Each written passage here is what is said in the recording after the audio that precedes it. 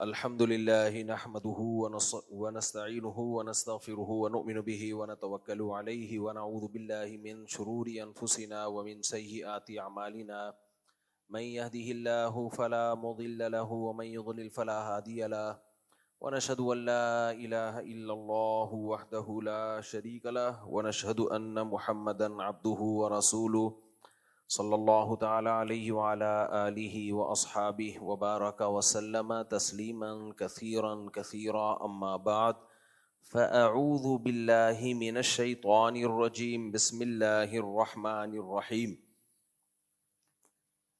ان الانسان خلق هلوعا اذا مسه الشر جزوعا واذا مسه الخير منوعا الا المصلين الذين هم على صلاتهم دائمون والذین فی اموالہم حق معلوم للسائل والمحروم۔ سورہ معارج کی ان آیات پر کئی ہفتوں سے بلکہ کئی مہینوں سے بلکہ شاید کئی سالوں سے درس چل رہا ہے۔ میں جب اس مسجد میں آیا تو مجھے آئے ہوئے 10 اور 8 تقریباً 17-18 سال ہو گئے ہیں۔ تو میں نے یہ درس جو شروع کیا تھا تو پہلے 30واں پارہ، پھر 29واں پارہ، اب یہ 29واں ابھی تک ختم نہیں ہوا۔ تو میرے جو تفسیر کے لیکچر کنٹینیو سننا چاہتے ہیں نا، جو ٹو دا پوائنٹ ہو، وہ میرے چینل مفتی طارق مسعود اسپیچز پہ چل رہے ہیں، وہ وہاں سنا کریں۔ اس میں ٹو دا پوائنٹ رکوع کو لے کے میں چل رہا ہوتا ہوں، وہ کافی زیادہ ہو گیا ہے اور اس میں تقریباً 26 پارے ہو چکے ہیں۔ تو اس میں ٹو دا پوائنٹ صرف قرآن کی آیتوں کو حل کیا ہے۔ اس میں یہ تو چونکہ واضح و نصیحت کا عنصر اس میں زیادہ ہوتا ہے تو ایک آیت لے کے پھر میں اس کو تفصیل سے جاتا ہوں اس میں اور شیز بھائی سب سیٹ چل رہا ہے مارکیٹ میں۔ نماز کے بعد ملیں، اور شہری کیا نام ہے، شاہ نواز بھائی، آپ بھی نماز کے بعد مل لیں۔ شاہ نواز بھائی سے میں اس لیے مل رہا ہوں، آپ لوگ کو بھی ایک چیز بتاتا ہوں۔ دیکھو، اپنے ٹائم کو بچاؤ۔ دنیا میں بہت سے کام کرنے کے لیے اپنے ٹائم کو مینج کرنا پڑتا ہے۔ بے ڈھنگے طریقے سے کوئی کام کرو گے نا تو قیامت تک کرتے ہی رہو گے، ہوگا ہی نہیں۔ میری عادت ہے بھائی، ایک دفعہ ایک کپڑا لے لو زندگی بھر کے لیے، زندگی بھر کے لیے وہی پہنو۔ اب یہ تو پہنے ہیں نا نیلے، یہ تو گھر والوں نے پہنا دیے ہیں، وہ تو نیلے پیلے گھر والے تو پہناتے رہتے ہیں۔ ایک اسٹینڈرڈ کا آدمی اپنا ڈریس رکھے اور پھر ٹینشن ہی نہ ہو، زندگی بھر وہی پہنتا رہے۔ ٹیلر بھی ایک رکھے، زندگی بھر پھر وہی، بس اسی سے سلواؤ۔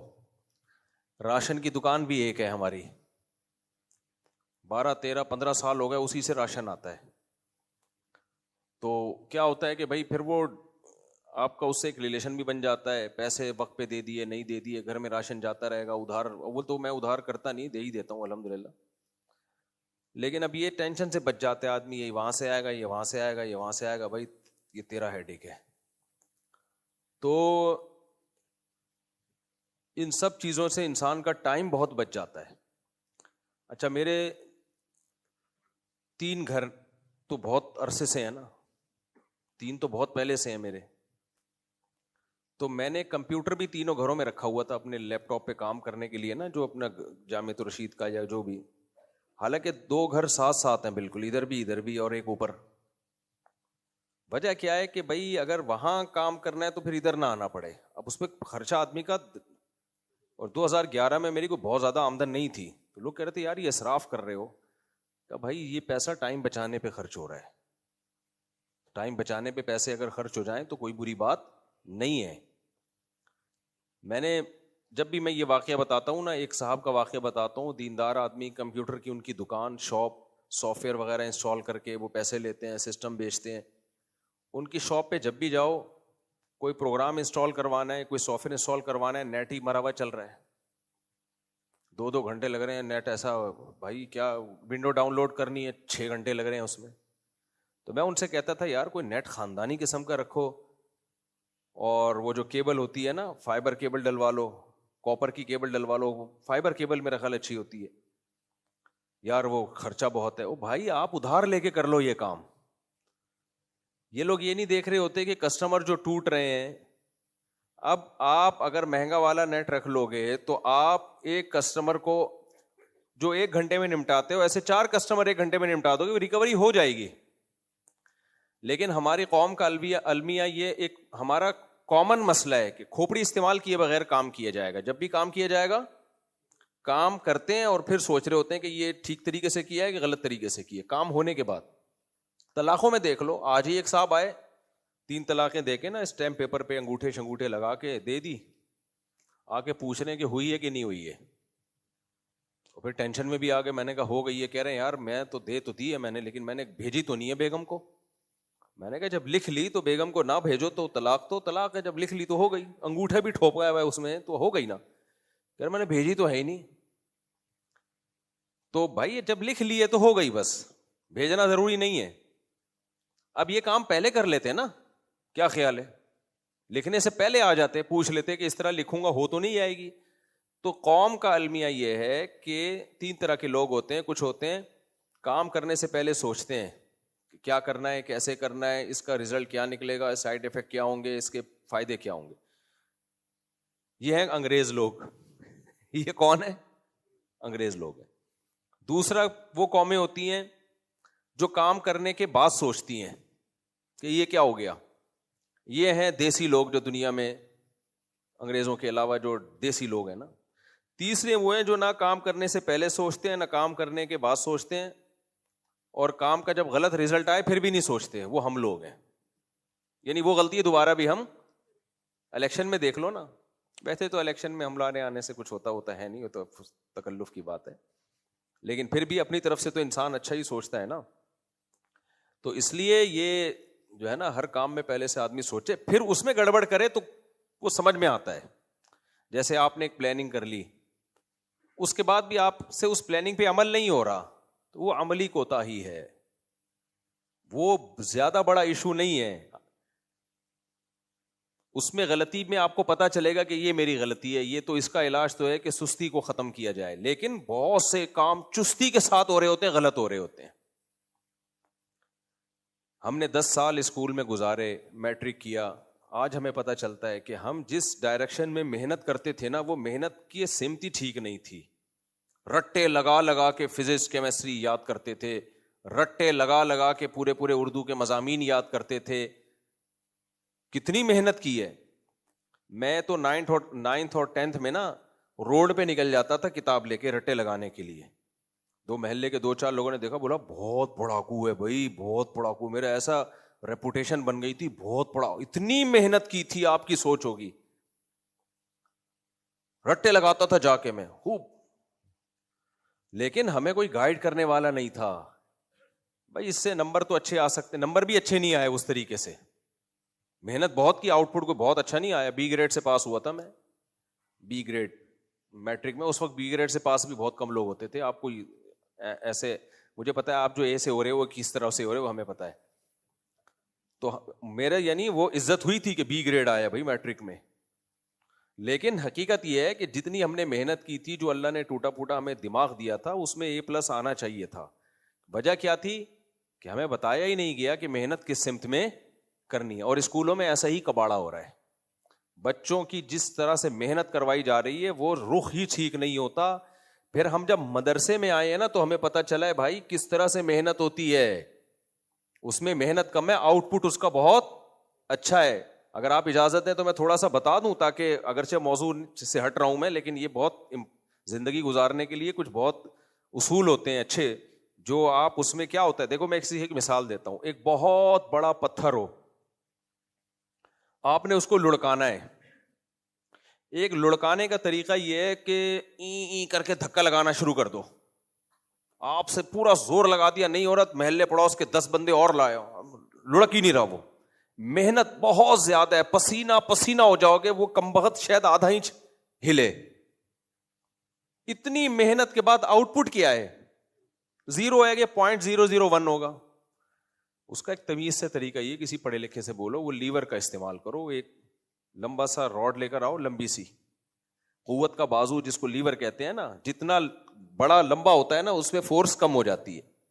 بھائی ہم جب کوئی اسکرو کھولتے ہیں, اور آسان مثال دیتا ہے, پہلے لیور رکھا آپ نے اور یوں لڑکایا, پتھر لڑک جائے گا. اسکرو کھولنا ہے نا آپ نے, نٹ کھولنا ہے کوئی, تو نٹ کھولنے کا ایک طریقہ ہے پکڑ کے اس کو گھماتے رہو بیٹھ کے, خود گھوم جاؤ گے, ہاتھ کی ہڈی نکل کے آ جائے گی. وہ نہیں, آپ نے ایک پانا لیا, پانے کو اس میں لگایا اور اس کا لمبا سا بازو ہے اس کو یوں کیا, فوراً کیا ہو جائے گا, وہ بڑے آرام سے کھل جائے گا وہ. تو یہ سسٹم صرف ان مادی چیزوں میں نہیں ہوتا, زندگی گزارنے میں بھی کچھ ایسے کامن اصول ہوتے ہیں کہ ان اصولوں کو سامنے رکھ کے زندگی گزارو گے, محنت تھوڑی ہوگی, آؤٹ پٹ بہت زیادہ ہوگا اور خوش بھی رہو گے. کچھ کام ایسے ہیں جس سے ڈپریشن میں, ہمارے جو اسکول کے بچے پڑھتے نہیں ہے نا, وجہ اس کی ہے کہ ان کو پڑھنے کے بعد کوئی آؤٹ پٹ نظر, ان کو پتہ نہیں چلا تو ہمیں آ کیا رہا ہے, ان کو پتہ ہی نہیں چل رہا ہوتا ہمیں پڑھنے کے بعد کچھ آ بھی رہا ہے. صحیح ہے نا, تو کہتے ہیں آ رہا ہے, بس کیا آ رہا ہے, کچھ بھی نہیں آ رہا ہے, امتحان میں پتہ چلے گا کیا آیا. ابے امتحان میں تو امتحان دو گے, نمبر کا پتہ چل جائے گا تمہیں. نالج تو ایسی چیز ہے جب آنا شروع ہوتی ہے مزہ آتا ہے. ہم جب مدرسے گئے, ہم نے عربی پڑھنا شروع کی نا, عربی گرامر, تو ہمیں آنا شروع ہو گیا, قرآن سمجھ میں آنا شروع ہو گیا, حدیث سمجھ میں آنا شروع ہو گئی, عربی کہیں لکھی ہوئی ہوتی سمجھ میں آنا شروع ہو گئی, اتنا مزہ آنا شروع ہو گیا. بھائی ہمیں تو آ رہا ہے کچھ. ہمارے بچوں کو پڑھتے ہیں ان کو پتہ نہیں چلتا ہمیں کچھ آ بھی رہا ہے کہ نہیں آ رہا. تو موٹیویشن تھوڑی, چماٹوں سے تھوڑی موٹیویشن ملتی ہے. آج کل موٹیویشن کیسے مل رہی ہے, نہیں پڑھے گا نا, نہیں پڑھ کے دیا نا, دیکھ میں تیرا حشر کیا کرتا ہوں. باپ کی طرف سے یہ دھمکی, نمبر تیرے کم آئے نا ٹانگیں توڑ دوں گا میں تیری. یہ موٹیویشن کم مل رہی ہے, اسٹریس اور ڈپریشن میں بچہ بولو زیادہ جا رہا ہے. علم ایسی چیز ہے نا, اس سے جب انسان کو کچھ آنے لگتا ہے نا, اس میں اتنا مزہ ہے, دنیا میں اس سے زیادہ مزیدار کوئی کام ہے نہیں. اللہ تعالیٰ ایسے ہی تھوڑی کہتے ہیں قل هل يستوي الذين يعلمون والذين لا يعلمون, جاننے والے اور نہ جاننے والے برابر نہیں ہو سکتے. جب آپ کو پتا چلتا ہے مجھے یہ چیز آتی ہے اس کو نہیں آتی, او بھائی یہ بہت بڑی نعمت ہے. ہم نے جب سوئمنگ سیکھی نا تو ہمیں آ گئی سوئمنگ. اب جو نئے نئے آتے تھے ہم بھرم شو بازیاں, تجھے سوئمنگ آتی ہے, نہیں مجھے آتی ہے.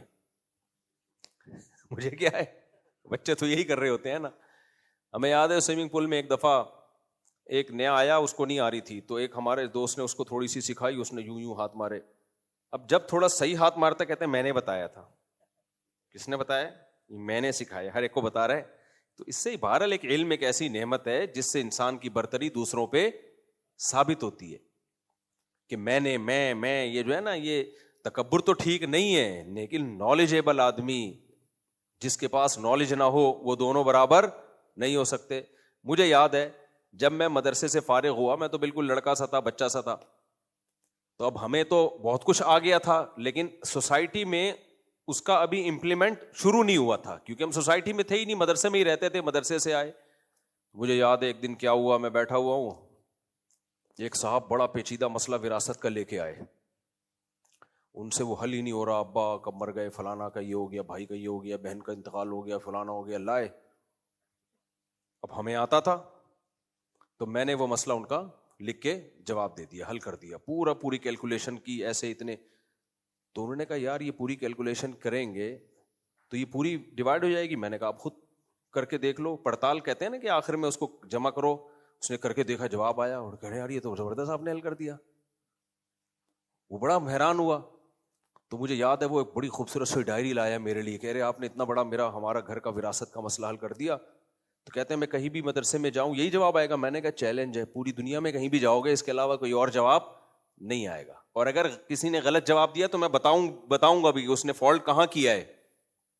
تو اس وقت ہمیں اندازہ ہوا کہ یار سوسائٹی میں اس کا کیا ہے, ایک یعنی امپلیمنٹ ہو رہا ہے نا, اور ہمیں آ رہا ہے تو شوق بڑھتا ہے اس سے. تو ہمارے جو اسکولوں میں بچے پڑھ رہے ہیں, کم بختوں کو پتہ ہی نہیں ہے کہ ہم کیوں پڑھ رہے ہیں, کیا ہے یہ, اس کا رزلٹ کیا ہے, بس رٹے لگا کے. تو چند چیزوں کا خوب خیال کریں, جو میں بیان سے ہٹ کے چند باتیں کر رہا ہوں, جب موضوع آ گیا ہے تو پارسل کر دینی چاہیے. وہ ہم نے مدرسے میں سیکھی ہیں, اور وہ مدرسہ بھی دارالافتاء والارشاد مفتی رشید احمد صاحب رحمہ اللہ تعالیٰ کا مدرسہ. سب سے پہلے ہم جب وہاں گئے تو ہمیں کتابوں کی بھرمار نہیں تھی. سب سے پہلے تو بچہ کتابوں کی بھرمار سے ڈرتا ہے, 6 سبجیکٹ 10 سبجیکٹ سے تو بیڑا غرق ہو گیا اس کا. دیکھتے ہی وہ کہتا ہے یار یہ پھر یہ والا ٹیوشن کی ٹیچر الگ, یہ کتاب الگ, یہ کتاب الگ. ہمیں سب سے پہلے فوکس کیا بھائی آگے سارا جو ہمارا 8 سال کا نصاب ہے وہ عربی زبان میں ہے, تو سب سے پہلے فوکس کس کو کرنا ہے؟ عربک کو. 1 سال میں نے عربی کی گرامر کا ایک پارٹ, 2 پارٹ ہیں, ایک کو صرف کہا جاتا ہے, ایک کو نحو. ہمارے استاذ نے کہا کہ صرف اور صرف پورے سال کیا پڑھنی ہے؟ صرف. صرف یہ ہوتی ہے کہ عربی کے جو ورڈ ہے نا, الفاظ, ان الفاظ میں کیا کیا چینجنگ سے کیا کیا میننگ چینج ہوتے ہیں. صرف ضرب ضربا ضربو ضرب ضربتا ضرب نضربتا ضرب ضربتی ضرب ضربت نضربت ضرب نذری بذری بذری بذری بذری بتا ضرب نذری تذری ضرب تذری. یہ پیسو وائس چل رہا ہے. ادھر بھی ادھر بانی ادھر بھی تذری, پورے میں گھنٹہ تک یہ گردانے سناتا رہوں گا. رٹا لگا کے یاد کروائی ہمیں. پھر ان کی پریکٹس. رٹا تو لگ گیا بھائی, اب کوئی لفظ آتا ہے تو آپ کو پتا ہو یہ میننگ کیسے کیسے چینج ہو رہی ہیں. اس کے لیے اتنی پریکٹس کروائی, 2 گھنٹے میں ہمارے ٹیچر میرے ساتھ بیٹھے رہتے تھے, اللہ ان کی عمر میں برکت دے. وہ رٹا لگا لگا کے وہ ہم سناتے تھے. پھر پریکٹس, پھر میں خود بھی پریکٹس کرتا تھا مدرسے میں. کیسے پریکٹس کرتا تھا؟ بہت ساری پرچیاں ڈالی, اس میں مختلف صیغے لکھے, مختلف ورڈز لکھے, پھر اٹھا کے دیکھا, سامنے آیا تو فوراً اس کا میننگ بتائی میں نے خود سے. یعنی اپنے آپ کو ہی میں اپنا امتحان لے رہا ہوں.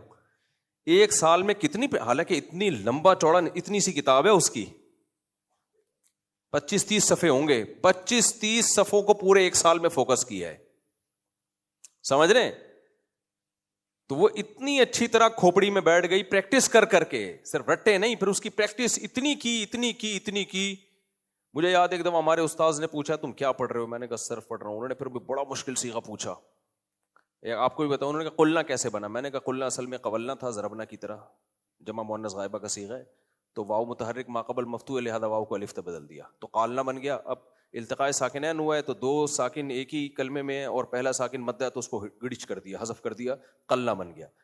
اب چونکہ قال یقول یہ نصر ینصر سے ہے, تو جب بھی اس طرح التقاء ساکنین میں الف کو حذف کیا جاتا ہے تو پہلے اس پہ جو ہے نا ضمہ آتا ہے, تو لہذا یہ قلنا ہو گیا. انہوں نے کہا صحیح جا رہا ہے. انہوں نے کیا کہا؟ صحیح جا رہا ہے. تو یہ پورا سیٹ اپ کر کے نا صرف مکمل ہوئی ہماری. پھر عربی گرامر کا دوسرا پارٹ, وہ نحو شروع کیا ہم نے. اب ہمیں لگا نا کچھ آ رہا ہے ہمیں. 6 کتابیں بچوں کو کھوپڑی میں آئیں گی کیا ایک ہی ساتھ؟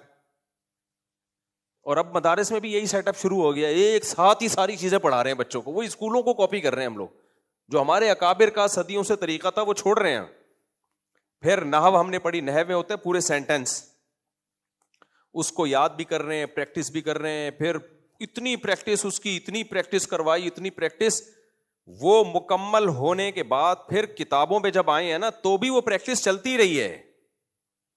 یعنی جو کتابیں فقہ کی, حدیث کی, قرآن کی تفسیریں شروع کی ہیں تو وہ بھی پریکٹس ساتھ ساتھ چلتی رہی. اچھا ایک کام تو یہ کام ہو گیا. دوسرا کام, جب اس میں عربی میں ہمیں تھوڑا عبور ہوا ہے, اب عربی کتابیں سمجھ میں آئیں گی, لیکن ایک دم سے نہیں آنا شروع ہوتی.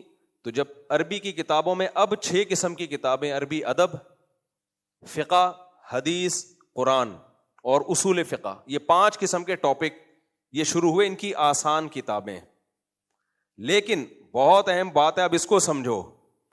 مفتی رشید احمد صاحب رحمہ اللہ نے قانون بنایا کہ کوئی بھی کتاب استاذ نہیں پڑھائے گا. آپ بول رہے ہو یار کیا ہو رہا ہے, واٹس گوئنگ آن؟ ٹیچر کو پڑھانے کی اجازت بولو نہیں ہے. نا ٹیچر نہیں پڑھائے گا. ٹیچر پڑھائے گا تو ان کتاب سمجھنے کی ان میں صلاحیت کیسے پیدا ہوگی؟ ٹیچر نے پڑھانا ہی نہیں ہے, اتنی سخت پابندی لگائی ہوئی تھی, تو کیسے پڑھیں گے بھائی؟ خود سمجھو. عربی تم نے پڑھ لی ہے نا, گرامر پڑھ لی ہے, کتاب آئی سامنے, حل کرو اس کو, کیا لکھا ہوا ہے سمجھو, کھوپڑی لڑاؤ.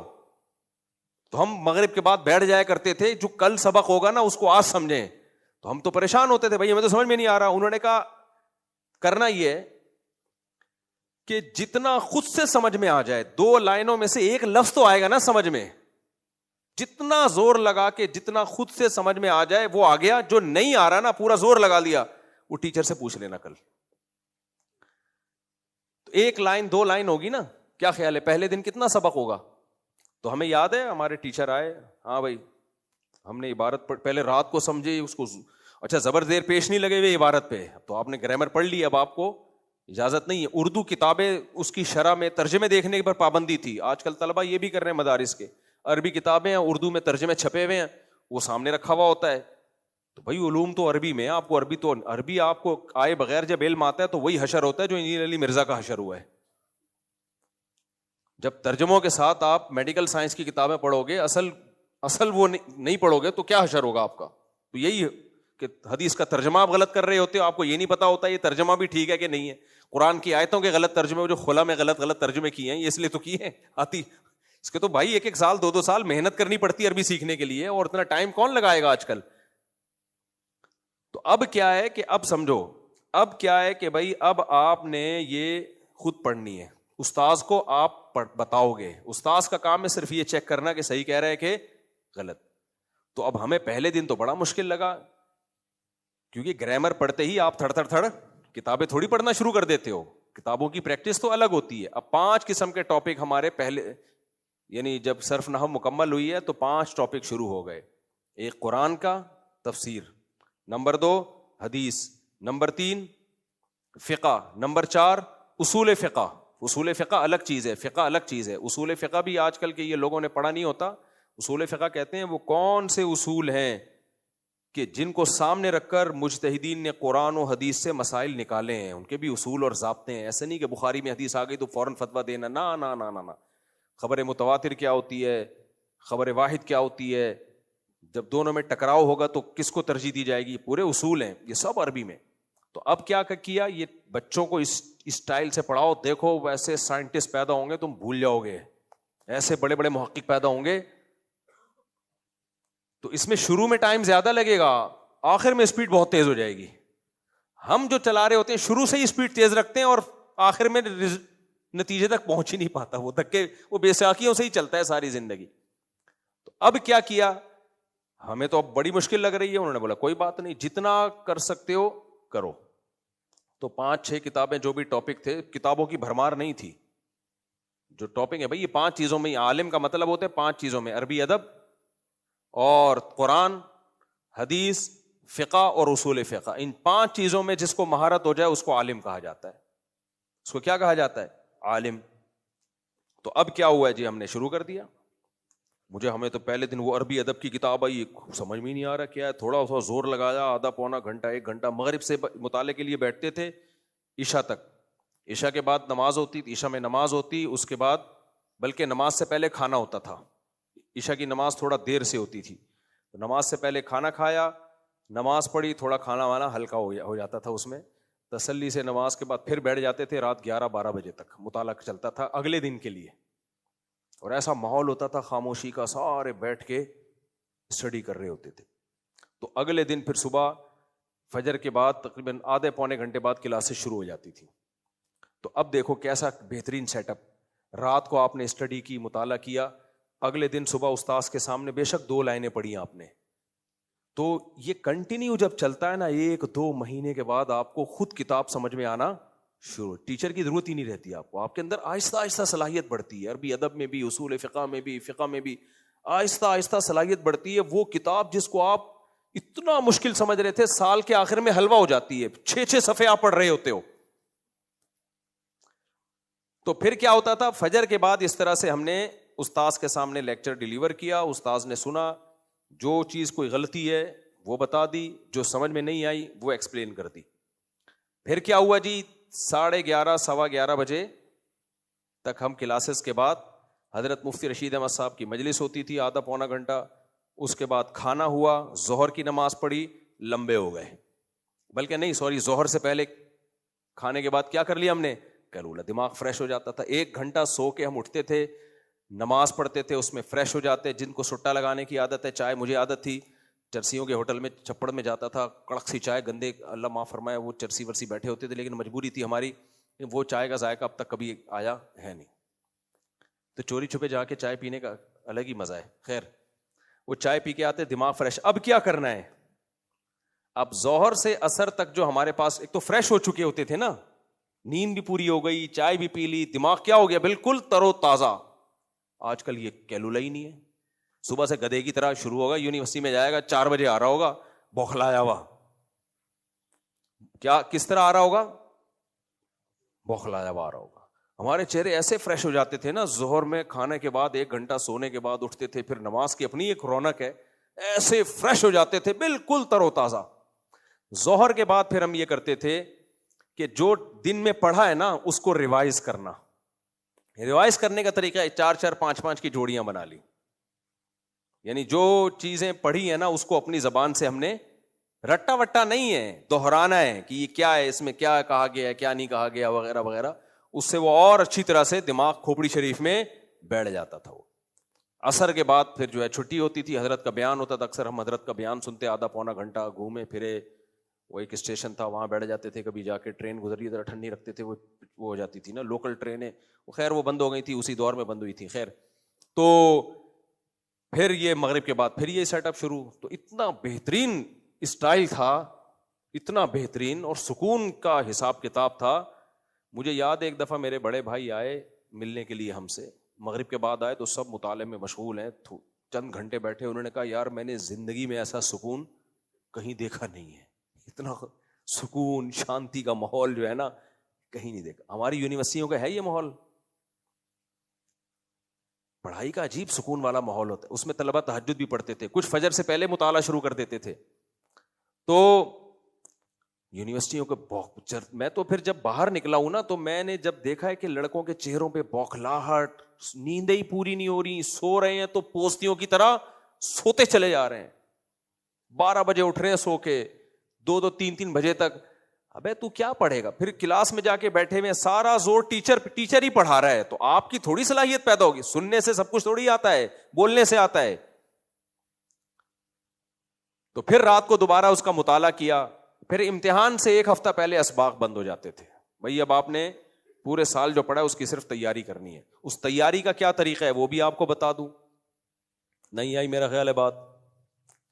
آپ نے کیا کیا, روز جو پڑھ رہے ہو نا اس کا 2 لائنوں میں خلاصہ, بے شک وہ اردو میں لکھ لو یا انگلش میں جو آپ کو آسان لگے, 2 لائنوں میں اس کا کسی رجسٹر میں خلاصہ, کیونکہ امتحان میں پوری کتابیں نہیں یاد رہتی, رٹے لگائے جاتے ہیں. 2 لائنوں میں خلاصے لکھتے رہو بیٹھ کے, وہ امتحان کے آخر میں بڑے آرام سے ریوائز ہو جاتا ہے, اور 100 میں سے 100 نمبر لازمی آئیں گے آپ کے. تو اس طریقے سے انسان جب پڑھتا ہے, محنت اس کی کم ہوتی ہے, فریش بھی رہتا ہے, صحت بھی ٹھیک رہتی ہے, اور اس کو پتہ چل رہا ہوتا ہے یار پہلے تو میرے لیے کتاب اتنی مشکل تھی, ایک لفظ سمجھ میں نہیں آتا تھا, اب میرے لیے آسان ہوتی چلی جا رہی ہے. اور مزید فائدہ کیا, جیسے ہی میں مدرسے سے فارغ ہوا ہوں میں نے فوراً کتابیں پڑھانا شروع کر دی ہیں.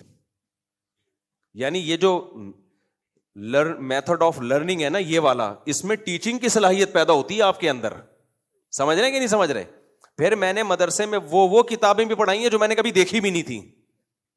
وجہ اس کی ہے کہ پڑھ کے وہ آ تو گئی نا سمجھ, یعنی اس کو سمجھنے کی صلاحیت تو پیدا ہو گئی نا.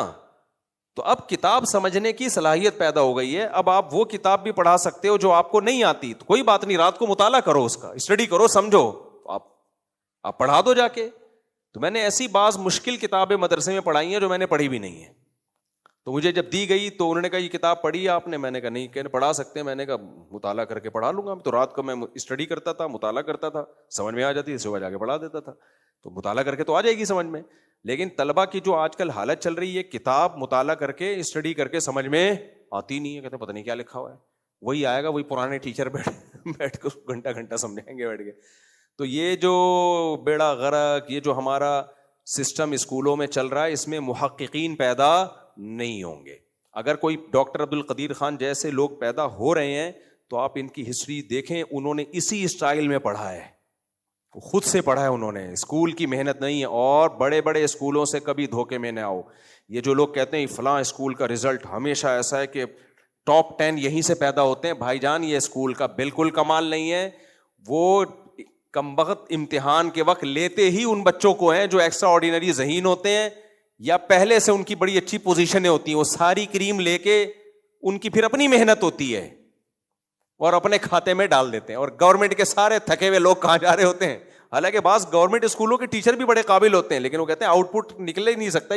جو ہمارے پاس جس ٹائپ کے لوگ آئے ہیں ان میں وہ صلاحیت ہی نہیں ہے, سمجھتے نہیں ہو بات کو. تو پڑھنا ہونا اس اسٹائل میں. اب ہمارے اسکولوں میں کیا ہو رہا ہے بھائی, آگے سارا سلیبس انگلش میں ہے, بہت سی کتابیں اردو میں ہیں, تو انگلش اور اردو میں تو پہلے مہارت پیدا کرو.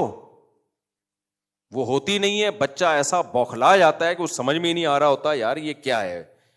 تو وہ کہاں سے سمجھ میں آئے گا اس کو انگلش ہی نہیں آتی ہے, اس کو اردو ہی نہیں آتی ہے, دونوں چیزوں سے وہ فارغ ہوتا ہے. تو فارغ ہی رہتا ہے پھر ساری زندگی. تو پاگل ہو جاتا ہے پھر تھوڑی دنوں میں, پھر رٹا لگاتا ہے, پھر کہتا ہے کس عذاب میں ڈال دیا یار. تو اس سے یہ امید لگا لیں گے سائنٹسٹ پیدا ہوں گے. پھر وہ پانی سے چلنے والی موٹریں ہی ایجاد کرتے ہیں. پھر وہ کیا ایجاد کرتے ہیں, چھوٹی موٹی چیزیں تو پھر ایجاد. جیسے ہمارے جو عامل ہے نا, عام ڈاکٹر جو ہے نا, جو پڑھا لکھا ڈاکٹر ہو, وہ مے بھی کر کے ہر چیز کو بیان کرے گا. کینسر کہتے کوشش کرتے ہیں شاید ٹھیک ہو جائے, گردوں میں مسئلہ آ گیا کوشش کرتے ہیں, امید ہے اللہ سے ٹھیک ہو جائے گا, کیونکہ وہ پڑھا لکھا ہوتا ہے. لیکن جو پڑھا لکھا ڈاکٹر نہیں ہوتا, کینسر بائیں ہاتھ کا کھیل ہے. اور پھر عامل لوگ چونکہ ان کو کچھ بھی نہیں آتا, لہذا وہ سب سے بڑے پھینکو ہوتے ہیں. ان کے پاس ہر مسئلے کا بیوی بھاگ گئی ہے وہ لے آئے گا, گھٹنے میں درد ہے پھونک مارے گا, وہ الیکشن میں یوں کر کے سیٹیں گزر جانی, پھونک مارے گا یوں ہو جائے گا. وہ ہر چیز, جس کے پاس ہر چیز کا علاج ہو تو سمجھ لو اس کے پاس کسی بھی چیز کا علاج نہیں ہے. میرے پاس تو سب چیزوں کا علاج نہیں ہے. لوگ مجھ سے آج ایک بندہ آیا بیچارہ پریشان تھا کہ میں فلانی سے شادی کرنا چاہتا ہوں, اس کے ابا نہیں مان رہے. تو میں نے کہا میرے پاس اس کا علاج نہیں ہے, میں یہ کر سکتا ہوں کہ اس کے ابا سے سفارش کر دیتا ہوں, یہ میرے بس میں ہے. پھر بھی نہ مانے تو ان کی مرضی. تو اس نے کہا فون کریں. میں نے کہا اتنا بے وقوف نہیں ہو کہ کسی کے ابا کو میں فون کروں آپ کی بیٹی کی فلاں سے شادی کرا دیں. اگر وہ ابا مجھ سے بات کرنے کے لیے ایگری ہیں, پہلے ان کو بتاؤ, ورنہ آدمی غیرت میں آتا ہے میری بیٹی کا معاملہ ہے تم کیوں کباب میں ہڈی بن رہے ہو بھائی. غصہ آئے گا اس کو, بولے گا میں میری بیٹی ہے, اور کہہ رہے نہیں وہ آپ سے بہت عقیدت ہے اس کو. میں نے کہا جتنی بھی عقیدت ہو, کسی کی بیٹی کے معاملے میں انٹرفیئر کرنا یہ اپنی بے عزتی کرانے والی بات ہے. ابا اگر مجھ سے رابطہ کرنے پہ راضی ہیں ان سے بات کر لو, اگر وہ فون کر کے مجھ سے بات پہ راضی ہیں تو میں پورا زور لگا لوں گا تاکہ تمہاری شادی ہو جائے, پورا زور لگا لوں گا. تو سفارش کر دوں گا جو یہ کسی کے میں کام آ جاؤں. میں نے کہا میں گھر جانے کے لیے بھی تیار ہوں, لیکن انہوں نے کہا یہ تو بہت اچھا ہو گیا چلیں. ایسے یہ تو ٹھیک ہے. میں نے کہا وہ بلائیں, ایسے تھوڑی کسی کے گھر میں آدمی گھس جائے گا اور میں آپ کی بیٹی کی اس سے شادی کرانے کے سلسلے میں حاضر ہوا ہوں. تو میں نے کہا وہ مجھے کہیں کہ میں ان سے کہوں گا میں اس سلسلے میں آنا چاہتا ہوں, اگر آپ اجازت دیں تو آپ کے گھر آ کے آپ سے بات کرتا ہوں, کرنا نہ کرنا آپ کی مرضی ہے لیکن بات تو کر لیں. میں نے کہا اتنی قربانی میں, حالانکہ میں جانتا نہیں اس بندے کو, لیکن یار اگر کسی کی ہو جائے ہمارے ذریعے تو اچھا ہے یار, خوش ہو جائے گا, کسی انسان کے کام آنا چاہیے. تو اور جب بات چیت کریں گے ہو سکتا ہے کوئی ایسا فالٹ بتا دیں, میں کہوں گا دفعہ ہو یہاں سے بھائی. بعض دفعہ ایسے فالٹ ہوتے ہیں تو وہ تو میں سفارش کر لوں گا جو بھی ہوگا جا کے. تو جو ہمارے اختیار میں ہے بھائی ہم وہ کر سکتے ہیں, بہت سی چیزیں ہمارے اختیار میں نہیں ہیں. پھر میں نے اپنی مثال دی, میں نے کہا کتنی جگہ سے ہم خود ریجیکٹڈ ہیں, ہم اپنی نہیں کر سکے وہاں پہ, تو آپ کی کہاں سے کر دیں. تو جو سب عامل لوگ سب کی شادیاں بھی کرا سکتے ہیں, عامل لوگ سب بیماروں کا علاج بھی کر سکتے ہیں, بے اولادوں کو اولاد بھی دے سکتے ہیں, پھر بھی یہ توحید پرست بھی ہیں. کمال کی بات ہے ان کی توحید. یہ وہ والا تقوی ہے جو کتا جو ہے نا, کسی نے پوچھا تو ٹانگ اٹھا کے پیشاب کیوں کرتا ہے, اس نے کہا چھینٹیں نہ پڑ جائیں. گٹر کا پانی پیے گا ناپاک نہیں ہوگا, ہر وقت گندگی میں کلابازیاں کھائے گا ناپاک. تقوی آئے گا ٹانگ اٹھا کے پیشاب کرنے میں کہ چینٹیں نہ پڑ جائیں. تو وہ وہ کیا ہے, بی بی تمیزہ کا وضو ہے, ان کا تقوی ٹوٹتا ہی نہیں ہے. تو عاملوں کی بھی توحید, یہ غیب کی خبریں بھی بتا رہے ہوتے ہیں. پھر کہا جائے کہ یہ تو شرک ہے, کہتے ہیں بھائی اصل غیب کا علم تو اللہ کے پاس ہے, ہم غیب کا دعویٰ نہیں کرتے, بس کچھ علوم ہے اللہ نے ہمیں دیے ہوئے ہیں, تو اسی کو تو غیب کا علم بولتے ہیں, کچھ علوم دیے ہوئے وہ ہم بتاتے رہتے ہیں. تو ان کا تقوی بی بی تمیزہ کے وضو کی طرح ہے. بی بی تمیزہ کو نماز نہیں پڑھتی تھی, مسجد کے مولوی صاحب نے کہا کیوں نہیں پڑھتی, اس نے کہا وضو ہی نہیں آتا, اور انہوں نے وضو کرا دیا اس کو. کہ اب تو پڑھے گی نا, اس نے کہا ہاں پڑھوں گی میں. 10-15 سال کے بعد امام صاحب کا دوبارہ واسطہ پڑا, بی بی تمیزہ سے نماز پڑھ رہی ہے, الحمدللہ جب سے آپ وضو کرا کے گئے ہیں نماز پڑھ رہی ہوں. تو وضو کرتی ہے, کہتی وہ تو آپ نے کرا دیا تھا نا. تو بی بی تمیزہ کے اس دوران بچے بھی ہو گئے, وضو نہیں ٹوٹا. تو یہ عاملوں کا بھی توحید بھی نہیں ٹوٹتی, یہ جتنے علم غیب کے دعوے کرتے رہے سنگ دل محبوب آپ کے قدموں میں, یہ تو بتوں کے بارے میں اتنا قائل نہیں تھے مشرکین مکہ جتنا آج کل یہ لوگ روحانی عاملوں کے بارے میں قائل ہو گئے, مگر ان کا تقویٰ اور توحید ٹوٹتی نہیں ہے, ایسی پکی توحید ہے ان کی, کچھ بھی کر لو یہ پھر بھی موحد ہی رہیں گے. تو خیر ہم کہاں سے کہاں چلے گئے. تو اسکولنگ سسٹم میں بھی یہ خرابی ہے, تبھی میں ہوم اسکولنگ کا قائل ہوں. میں نے اپنے 2-3 بچوں کو تو اسکول سے نکال لیا ہے, ٹیچر لگا دیا گھر میں, اور بچیوں کے بارے میں بھی میں اس کا قائل ہوں, لیکن یہ ہر ایک کے لیے نہیں ہے, کوئی ریلائبل ٹیچر ملے تب, ورنہ ایسا نہ وہ بیڑا ہی غرق کر کے چلا جائے. اور بچیوں کے لیے بھی آن لائن ٹیچنگ آج کل کامیاب ہے, فیمیل ٹیچر پکڑ لو جو اچھی جاننے والی ہو, آن لائن پڑھاؤ ان کو, بہت ٹائم بچے گا, بہت ٹائم بچے گا. اسکول میں بہت ٹائم لگتا ہے, بہت ٹائم لگتا ہے, آنا, اسکول کے کپڑے استری ہو رہے ہیں, ناشتہ تیار ہو رہا ہے, بچوں کے بوٹ پالش ہو رہے ہیں, پھر جا رہے ہیں, آدھا پونا گھنٹہ اس میں لگا لو, پھر وہاں بیٹھ کے ٹیچر سلام دعا اور ہیلو بچوں کیسے ہو, تم ٹھیک ہو, تم کل کیوں نہیں آئی تھی, اچھا ٹوپی کرا رہی ہو, تم کیوں, بچاؤ, اس میں آدھا گھنٹہ لگا لو. اور پھر اس کے بعد ہوم ورک رہتا ہے. ہوم ورک پتہ نہیں کیا بیٹھ کے, 4 سال تو بچوں نے ہمارے کلر کے ڈبے ضائع کیے ہیں, کیلے میں پیلا رنگ ہو رہا ہے, سیب میں لال رنگ ہو رہا ہے, اور فلانا ہو رہا ہے, یلو ڈے, اور پتہ نہیں کون سا ڈے بلا وجہ کے, یار اتنے ڈے منا کے. ہمیں بھی یلو ریڈ کا, ہم نے تو کچھ نہیں پتا تھا یلو ڈے کیا ہوتا ہے, ہمیں پھر بھی بچپن سے یلو کا پتا چل گیا کہ پیلا کسے کہتے ہیں, نیلا کسے کہتے ہیں. خیر خرچہ بھی دبا کے ہوتا ہے, وہی فیس آپ ٹیوٹر کو دے دو یار, ڈبل فیس دے دو, پھر بھی بچت ہوگی. پھر ان کا یونیفارم بھی اسی اسکول سے لو, وہ الگ ان کا بزنس ہے. کتابیں بھی اسی اسکول سے لو, وہ الگ ان کا بزنس ہے. پھر آج فلانا ڈے ہے تو ڈمکانا ڈے ہے, اور پھر چھٹیاں, قائد اعظم ڈے, علامہ اقبال ڈے, اور مزدور ڈے, اور اللہ بھلا کرے ہڑتال ہے, اتنی 20 قسم کی چھٹیاں بھی. تو یہ جو ہم نے مدرسے میں پڑھا نا, یہ اصل میں ہوم اسکولنگ والا سیٹ اپ ہی تھا. لیکن ٹیچر اس کے لیے خاندانی ہو تو یہ کام کرو, ورنہ اسکول ہی ٹھیک ہے, ورنہ نہ ادھر کے رہیں گے نہ ادھر کے رہیں گے. تو بہت تیز اسپیڈ ہو جاتی ہے بچوں کی. یہ اتنا لمبا 10 سال جو میٹرک میں لگتے ہیں, یہ 4 سال کی بات ہے, 3-4 سال میں یہ ہو جائے گا, جو 10 سال ہم بچوں کے ضائع. اور امریکہ کینیڈا میں ہی ایسا ہی ہے. وہاں میں امریکہ میں لاس اینجلس جو ہے نا, لاس اینجلس نہیں, کیلیفورنیا میں, وہاں ایک مولانا صاحب ملے مجھے, بالکل اسٹائل بھی مولانا والا, وہ ناراض نہ ہو جائیں کہیں, یعنی دیسی, بالکل کوئی برائی میں نہیں کہہ رہا, بالکل دیسی, کوئی دیکھ کے کہہ نہیں سکتا یہ بندہ لاس اینجلس میں پیدا ہوا ہے. انگلش تو ان کی مقامی ہے زبان, اتنی ڈگریاں ان کے پاس, عالم بھی ہیں اور ڈگریاں بھی. میں نے کہا یار, اور پھر پورا گیٹ اپ اسلامی, کیونکہ وہاں جو بچے اسکولوں میں پڑھتے ہیں ان کے بگڑنے کا چانس بہت زیادہ ہوتا ہے. وہاں کے گورنمنٹ کے اسکول ملحد ہو جاتے ہیں بہت سارے نہیں ہوتے, لیکن بہت سارے بگڑ جاتے ہیں, زنا میں پڑ جاتے ہیں, وہاں تو اوپن ہے سب کچھ. ابھی تو وہاں اسکولوں میں ہومو سیکسولیٹی بڑا مسئلہ بنی ہوئی ہے, بچوں کو باقاعدہ بہت سے اسکولوں میں ترغیب دی جا رہی ہے اس کی. تو وہ باقاعدہ اپنے نقش قدم پہ باپ دادا کے داڑھی واڑی, نماز, ٹوپی, پگڑی. میں نے کہا بھائی آپ پڑھے لکھے بھی ہو اور آپ نے اس ماحول میں اپنے آپ کو بچایا کیسے؟ کہتے ہیں ہوم اسکولنگ. کہہ رہے ہیں شروع سے ہی ہمارے ماں باپ نے ہمیں اسکول میں ہی نہیں بھیجا اور ہوم اسکولنگ کو فوکس کیا. گھر میں ٹیچر آتا تھا. تو میں نے کہا امریکہ میں اس کی اجازت ہے؟ تو انہوں نے بتایا امریکہ میں ایک اچھی بات یہ ہے, ایک لا, کہ ہر اسٹیٹ کا الگ لا ہے, تو آپ اپنے حساب سے اس اسٹیٹ میں رہ سکتے ہو. انہوں نے کہا لاس اینجلس کا لا یہ ہے کہ اگر آپ بچے کو اسکول نہیں بھیجنا چاہتے تو نہ بھیجیں, ہوم اسکولنگ کے لیے خود گورنمنٹ ٹیچر کا انتظام کرے گی. کہہ رہے ہیں میرے لیے گورنمنٹ نے ٹیچر کا انتظام کیا تھا, وہ ٹیچر مجھے گھر آ کے پڑھاتا تھا, اور سارے کورسز گھر بیٹھ کے کیے اس بندے نے. یہ ہر اسٹیٹ میں ایسا نہیں ہوتا, لیکن گورنمنٹ نے بیلنس رکھنے کے لیے نا, تو کچھ ایسا ہے کہ اب لاس اینجلس میں ٹیکسز بہت زیادہ ہیں. ایسا نا سارے بستر اٹھا کے بولے ہم لاس اینجلس جا رہے ہیں, فری فوکٹ کی پڑھائی ہوگی, تو وہ فری فوکٹ کی ہوتی ہے لیکن وہ ٹیکس سے وہ پورا کر رہے ہوتے ہیں. سمجھ رہے ہو کہ نہیں سمجھ رہے؟ پھر رہائش وہاں بہت مہنگی ہے. تو اس طرح سے, لیکن دیکھو ہوم اسکولنگ میں کیا کچھ پڑھ لیے وہ, اور اپنے مذہب اور دین کا بھی انہوں نے قائم رکھا. تو خلاصہ میرے بھائی بات کا یہ نکلا کہ پڑھائی ہو یا کوئی بھی دنیا میں کام ہو, کھوپڑی استعمال کر کے ہو تو پھر صحیح ہوتا ہے. پھر اس کھوپڑی پر عمل نہ ہو تو ایک الگ بات ہے, وہ تو ہم 100% کون کس چیز پہ عمل کرتا ہے بھائی. پلاننگ تو ہونا, پھر اس پلاننگ میں 10 چیزیں گڑبڑ بھی ہوتی ہیں. اس کی ایک مثال دے کے بس میں اپنے اصل آج کے جو بیان پہ آتا ہوں. مثال اس کی یہ, دیکھو کئی سال پہلے کی بات ہے، ایک بڑا جلسہ کیا علماء نے نا کسی خاص مقصد کو حاصل کرنے کے لیے. اس جلسے میں بدنظمی ہوئی تو کسی نے آ کے شکایت کی حضرت مفتی رشید احمد صاحب رحمہ اللہ سے کہ جلسہ تو بڑا زبردست تھا لیکن بدنظمی بہت تھی. تو حضرت نے فرمایا کوئی بات نہیں، نظم تو تھا نا. کیا مطلب؟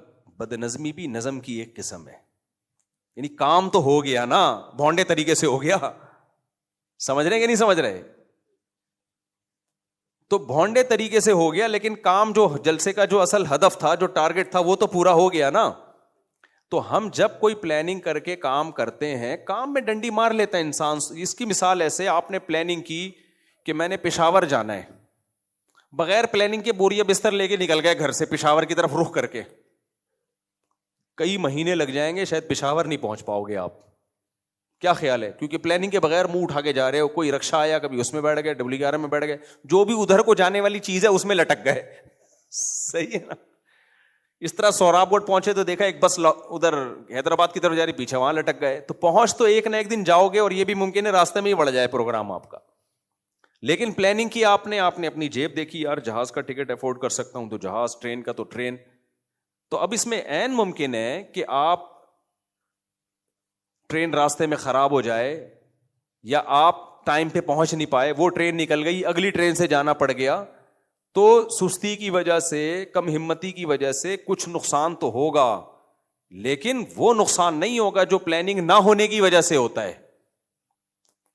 تبھی جو لوگ صحت کی پلاننگ کرتے ہیں نا، ہم نے یہ کھانا ہے، یہ نہیں کھانا، یہ ایکسرسائز کرنی، یہ نہیں کرنی، وہ شیطان کیا کہتا ہے کہ جب وہ پلاننگ کرتے ہیں تو وہ پلاننگ پہ پورے اتر نہیں رہے ہوتے، تو کہتے ہیں یار ہم سے نہیں ہوگا. نا نا نا نا نا، پلاننگ کر کے بھونڈے طریقے سے کام کرنا یہ اس سے بہت 1000 گنا بہتر ہے جس میں وداؤٹ پلاننگ آپ کام کرنا شروع کر دو. یہ اس سے 1000 گنا بہتر ہے، کیونکہ اس میں تو آپ کو پتہ ہی نہیں ہوگا کہ یہ طریقہ ٹھیک بھی ہے کہ نہیں ہے، بہت زیادہ نقصان ہو سکتا ہے آپ کو. تو اس لیے ہمیشہ جو ہے نا پڑھائی کے معاملے میں خاص طور پر اس چیز کا بڑا خیال رکھنا ضروری ہے. آج کل بہت صلاحیتیں برباد ہو رہی. پاکستان میں جو کھوپڑیاں پائی جاتی ہیں یہ انگریزوں کے پاس یہ کھوپڑیاں نہیں ہیں. میم سے پتہ چلتا ہے جو کھوپڑی اللہ نے ہم لوگوں کو دی ہے. ابھی دیکھو کل ایک بڑی زبردست عاملوں کے بارے میں میم آئی ہے، بہت زبردست، مزہ آیا. ایک بندہ عامل کے، اور یہ آپ لوگ بھی کیا کرو، کسی اور کا بنیان عامل کے پاس لے جایا کرو. یہ کیا ہے لوگوں نے یہ کیا کہ ہمارے حضرت نے فرمایا دیکھنا کسی اور کا لے جاؤ بنیان، نہ سونگھا دو. وہ سونگ کے کہتے اس پہ تو اتنے جن ہیں. انہوں نے کہا حضرت اس پہ تو کچھ بھی نہیں ہے، بیمار تو یہ ہے، بنیان تو میں نے کسی اور. یہ عاملوں سے تجربہ کرو، یہ ایسے ہی ہوگا. ہاں کوئی یہ میرے اس بیان کے بعد ہوشیار ہو جائے تو ایک الگ بات ہے. تو وہ میم کسی نے بنائی بڑی زبردست کہ عامل کے پاس ایک لڑکا آیا کہ بھائی میں بہت پریشان رہتا ہوں، یہ ٹینشن ہے. اس نے کہا اپنے گھر کی مٹی لے کر آ گیا. یہ عامل نے مٹی کو سونگا اور بولا بھائی تیرے تو مسئلہ، تو پڑوسیوں کا ہے، تو اپنے ابا کا ہے ہی نہیں، مٹی بتا رہی ہے. اور وہ بھی پڑوسیوں کا ہے، فلانے کا بھی نسب ٹھیک نہیں ہے. اور جس گھر کی تو آیا ہے نا، اس مٹی لایا ہے، تو یہ تو تیری اماں نے تو خیانت کی ہے، تو ادھر کا ہے ہی نہیں. وہ لڑکا ہنس رہا ہے. عامل نے کہا ہنس کیوں رہا ہے؟ کہہ رہا ہے میں تیرے گھر سے مٹی لے کر آیا ہوں. یہ مٹی میں اپنے گھر سے لایا ہی نہیں ہوں، یہ تو میں تیرے گھر سے لایا. عامل بے ہوش ہو گیا. لیکن یہ بڑے بے غیرت ہوتے ہیں، بے ہوش بھی نہیں ہوتے، یہ فوراً بات کو بدل لیتے ہیں. تو ان عاملوں کا یہی ہے، دوسروں کے بنیان سنگھایا کرو، ان کو بنیان سنگھایا کرو دوسروں کے جا کے. تو دیکھو یہ کیا کہتے ہیں پھر. خیر، تو ہم اب بیان کی طرف آتے ہیں. بیچ میں یہ ذرا بات لمبی ہو گئی، لیکن یہ زندگی گزارنے کے کچھ انتہائی اہم اصول ہیں. اصول پتہ ہو انسان کو، بے شک اس پہ عمل نہ ہو. عمل نہ ہونا عملی کوتاہی ہے، وہ صحیح ہو سکتی ہے، لیکن علمی کوتاہیاں انسان کو بہت زیادہ نقصان پہنچاتی ہیں. نظریاتی کوتاہیاں، تبھی اسلام میں عقیدے کی ویلیو عمل سے زیادہ ہے. کانسیپٹ ٹھیک ہونا چاہیے آپ کا، عمل تو پھر ایک الگ چیز ہے. کافر جہنم میں جائے گا ہمیشہ کے لیے، مسلمان پٹ پٹا کے نکل آئے گا، اس لیے کہ کانسیپٹ ٹھیک تھے اس کے، اور کافر کے تو کانسیپٹ ہی ٹھیک نہیں تھے. تو اب ہم چلتے ہیں میرے بھائی، ہم نے جو قرآن کی آیت پڑھی، اللہ تعالیٰ فرماتے ہیں الا المصلین الذین هم علی صلاتهم دائمون والذین فی اموالہم حق معلوم. اللہ نے فرمایا انسان جلد باز ہے, ڈپریشن میں جلدی جاتا ہے, اسٹریس لے لیتا ہے, جلد بازی میں فیصلے کرتا ہے, اور خوش ہوتا ہے تو اترانے لگتا ہے, یعنی کوئی کام بھی اس کا اعتدال پر مبنی نہیں ہے. لیکن اللہ نے فرمایا چند کوالٹیز اپنے اندر پیدا کر لو تو تمہارے اندر صبر بھی آ جائے گا, زندگی میں خوشیاں آ جائیں گی. وہ کوالٹیز کیا ہیں؟ الا المصلین, سب سے پہلے نماز ہے, پابندی کے ساتھ, تکبیر اولیٰ کی پابندی کے ساتھ نماز کی پابندی. نبی صلی اللہ علیہ وسلم نے ارشاد فرمایا 7 آدمی اللہ کے عرش کے سائے میں ہوں گے, یوم لا ظل الا ظلہ, جس دن اللہ کے سائے کے سوا کوئی سایہ نہیں ہوگا. ان میں فرمایا کہ رجل قلبہ معلق بالمساجد, وہ شخص جس کا دل مسجد میں اٹکا ہوا ہو. جب کثرت سے نمازیں پڑھتا ہے نا آدمی تو دل مسجد میں اٹک جاتا ہے. جب کووڈ کے دنوں میں مسجدیں بند ہوئی ہیں نا, تو ایک سعودیہ کے ایک بوڑھے عربی کی روتے ہوئے کی ویڈیو آئی. ایس او پیز کی وجہ سے کچھ پابندیاں لگ گئی تھی نا, مسجدیں بھی بند ہو گئیں کہ بھئی بیماری نہ پھیلے, تو کھڑا ہوا مسجد کے باہر رو رہا ہے. حقیقت یہ, جس کو مسجد کی عادت پڑ جائے, ایسا نشہ ہے یہ, ایسا نشہ ہے. میں جو مسجد کے ساتھ گھر میں رہتا ہوں نا, اس میں مجھے چھوڑنے کا اس لیے بھی دل نہیں چاہ رہا ہوتا, اذانوں کی آوازیں اور بچوں کی صبح تلاوت کی آوازیں آ رہی ہوتی, اتنا اچھا منظر لگتا ہے, اور بچے پڑھتے بھی کتنے مزے سے قرآن. ان الذین آمنوا, ایک ادھر سے آواز مارے گا, بچے بڑے ہر چیز کو بڑا انجوائے کرتے ہیں. تو صبح صبح ایسے جیسے پرندوں کے چہچہانے کی آوازیں ہیں نا, تو میں گھر والوں سے کہتا ہوں اگر ہم دور چلے گئے یہ منظر, یہ سکون نہیں ملے گا. اذان کی آواز آتی ہے, 5 اذانوں کی آواز, پھر رمضان میں جب تراویح ہوتی ہے تلاوت کی آواز جا رہی ہوتی ہے. میں نے اپنے گھر میں مائک لگائے ہوئے ہیں, تراویح کی آواز جائے گھر کے اندر, تو اسپیکر لگائے ہوئے ہیں, اسپیکر ہوں گے مائک, وہ جو اسپیکر لگائے ہوئے ہیں. تو صبح بچے تلاوت کر رہے ہوتے ہیں نا, فجر کے بعد مدرسے کے بچے, ایسی ان کی پیاری چہچہانے کی آواز آ رہی تھی. میری چھوٹی بچی تھی, اس نے کھڑکی پہ کھڑے کھڑے ہی بہت ساری صورتیں یاد کر لی تھیں, بہت ساری دعائیں, کیونکہ بچے یاد کر رہے ہوتے ہیں نا, ربنا آتینا فی الدنیا, اس نے وہیں پہ ربنا. تو ایک دن ہم نے اپنی چھوٹی بچی سے پوچھا, دوسری بچی سے نا, کہ ربنا آتینا سناؤ, ابھی بولنا بھی نہیں آتا تھا, کہتی ہے ربنا آتینا فی الدنیا, آگے کہتی حسنۃ وفی الآخرۃ حسنۃ. ہمیں اتنی ہنسی, میں نے کہا دوبارہ, کہہ رہی ہے فی الدنیا حسنۃ, کیوں حسنہ نکلنا ان کے منہ سے مشکل ہوتا ہے, حسنۃ وفی الآخرۃ حسنۃ. تو یہ مسجد کے ماحول سے یہ چیزیں آہستہ آہستہ آتی ہیں, اس لیے مسجد کے قریب رہا کرو بھائی. ہاں کچھ مسجدیں ایسی ہوتی ہیں ہر وقت بھونپو لے کے نا وہ مؤذن لگا ہوا ہوتا ہے, اس سے آدمی پھر پناہ مانگتا ہے, یار بس کر دے, اذان ہو بس, اس سے زیادہ نہیں. اور اذان بھی مختصر, یہ جو اتنی لمبی کھینچ کے اذانیں دیتے ہیں یہ بھی خلاف سنت ہیں. اذان ہی نہیں ختم ہو رہی بھائی, تو کیا کر رہا ہے, اتنی کھینچتے اللہ وہ کھینچے چلا جا رہا ہے یار. مختصر اذان ہو اچھی لگتی ہے, تو باوقار اذان ہو, اس میں زیادہ نہیں وہ اتار چڑھاؤ کر رہا ہو, تو بہت خوشی ہوتی ہے, سکون ملتا ہے اذان سن کے. میں جب مدرسے میں اذان دیا کرتا تھا تو ہمیں حضرت مفتی رشید احمد صاحب نے اذان سکھائی تھی, اور بہت سختی کی تھی کہ آڑی ترشی اذان نہیں دینا, بالکل اللہ اکبر ایسے, اس طرح سے. اور اشہدو اللہ میں لا کو کھینچنا ہے, اس پہ مد ہے, جہاں مد نہیں ہے وہ نہیں کھینچنا. تو ایسی ستھری بھی اذان ہوتی تھی ہماری, سیدھی سادھی بالکل, لیکن اس سے سکون اتنا ملتا تھا. مجھے یاد ایک دفعہ میں اذان دی نا, میں نے ظہر کے وقت میں, ہم سب سوتے تھے, سو کے جب اٹھتے تھے آدمی ویسے ہی فریش ہوتا ہے, تو حضرت کو اتنا مزہ آیا, اپنے گھر چھوڑ کے نا, دروازہ چھوڑ کے نیچے اتر آئے. جب تک میں اذان دیتا رہا ہوں حضرت کھڑے ہو کر اذان سنتے رہے. اذان میں بہت سکون ہے, بشرطے کہ دینے والا اس کو زیادہ نہ اتار چڑھاؤ کرے, تمیز سے دو, سیدھی سیدھی اذان. عجیب عجیب اذانیں ہو رہی ہیں, اللہ اکبر, عجیب سی, یعنی جتنا بگاڑ سکتے ہیں نا بگاڑ رہے ہوتے ہیں. ایک جگہ ہم جامعہ فاروق کے قریب رہا کرتے تھے, شاہ فیصل کالونی, تو ایک چھوٹی سی مسجد تھی, وہ اذان کیسے دیتا تھا. میں اور میرے کزن چلے گئے اذان نماز پڑھنے کے لیے, تو مغرب کی نا, اذان کیسے شروع کی ہے, ابھی میں کیا نقل اتار کے دکھاؤں, ویسے بات کر رہے ہیں ہمارے سامنے بالکل ٹھیک ٹھاک. وہاں گیا تو عجیب ہی اسٹائل نکالا, اللہ پتہ نہیں عجیب سے, اب میں کیا, یعنی پھر وہ میم بن جاتی ہے نا, پورا یوٹیوب پہ لوگ اس کو چلا کے شروع کر دیں گے. عجیب بناوٹ کر رہا ہے اذان میں, ہمیں کبھی رونا آ رہا ہے کبھی ہنسی آ رہی ہے. ہم نے کہا ابھی تو صحیح تھا یہ. ایک جگہ ہم گئے گاؤں دیہات میں نماز پڑھنے کے لیے, امام کو بھی چاہیے جب رکوع سجود کی جو تکبیر ہے اللہ اکبر اس طرح کہے, السلام علیکم ورحمۃ اللہ, السلام علیکم ورحمۃ, کتنا اچھا لگتا ہے. وہ گاؤں کے امام تھے, ہم جب گئے تو السلام علیکم ورحمۃ اللہ گھما دیا آخر میں. ہم نے کہا یہ کیا اسٹائل مارا ہے آخر میں یار انہوں نے. بھائی تو وہ چاہتے ہیں ہمیں اچھا لگے, اچھا نہیں لگ رہا بھائی, آپ اچھا جب ہی لگتا ہے جب جیسا ہے ویسا پڑھا جائے. تو اس طرح گھما رہے ہوتے ہیں لوگ, اذانوں میں بھی تلاوت میں بھی گھما رہے ہوتے ہیں, اس سے روحانیت ختم ہوتی ہے. تو ہم یہاں ہوتے ہیں, اتنا اچھا لگتا ہے, اذان کی آواز آتی ہے اور بچوں کے چہچہانے کی آواز آ رہی ہوتی ہے, عجیب سکون ملتا ہے اس سے. مسجد کے قریب نا بڑا بچے خود بخود تربیت ہو رہی ہوتی ہے. کل کیا ہوا ہے, میں گھر میں تھا, میرا چھوٹا بچہ آیا, چھوٹا بچہ نا لڑکا, مغرب سے پہلے نا پتہ نہیں کیا, چھوٹا ہے ابھی صحیح بولنا بھی نہیں آتا, آیا نیت باندھ کے کھڑا ہو گیا. میں نے کہا اس کو کیا ہو گیا اچانک, رکوع میں جا رہا ہے خود ہی شروع.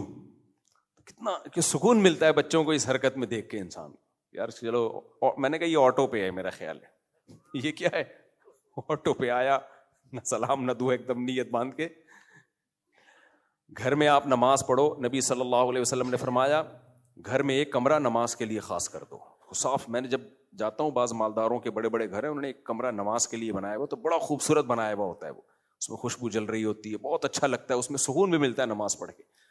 تو اس سے کیا ہوتا ہے, جب آپ گھر میں نماز پڑھتے ہو سنتیں نوافل, بچے خود بخود سیکھتے ہیں. میں جب بھی گھر میں کھڑا ہوتا ہوں نا مصلی لے کے, اتنا مزہ آتا ہے. بچے دائیں بائیں آ کے جو مصلی وہ نیت باندھ کے کھڑے ہو جاتے ہیں نا, ساتھ میں چھوٹے چھوٹے بچے, اور ان کی نماز ٹوٹتی نہیں ہے.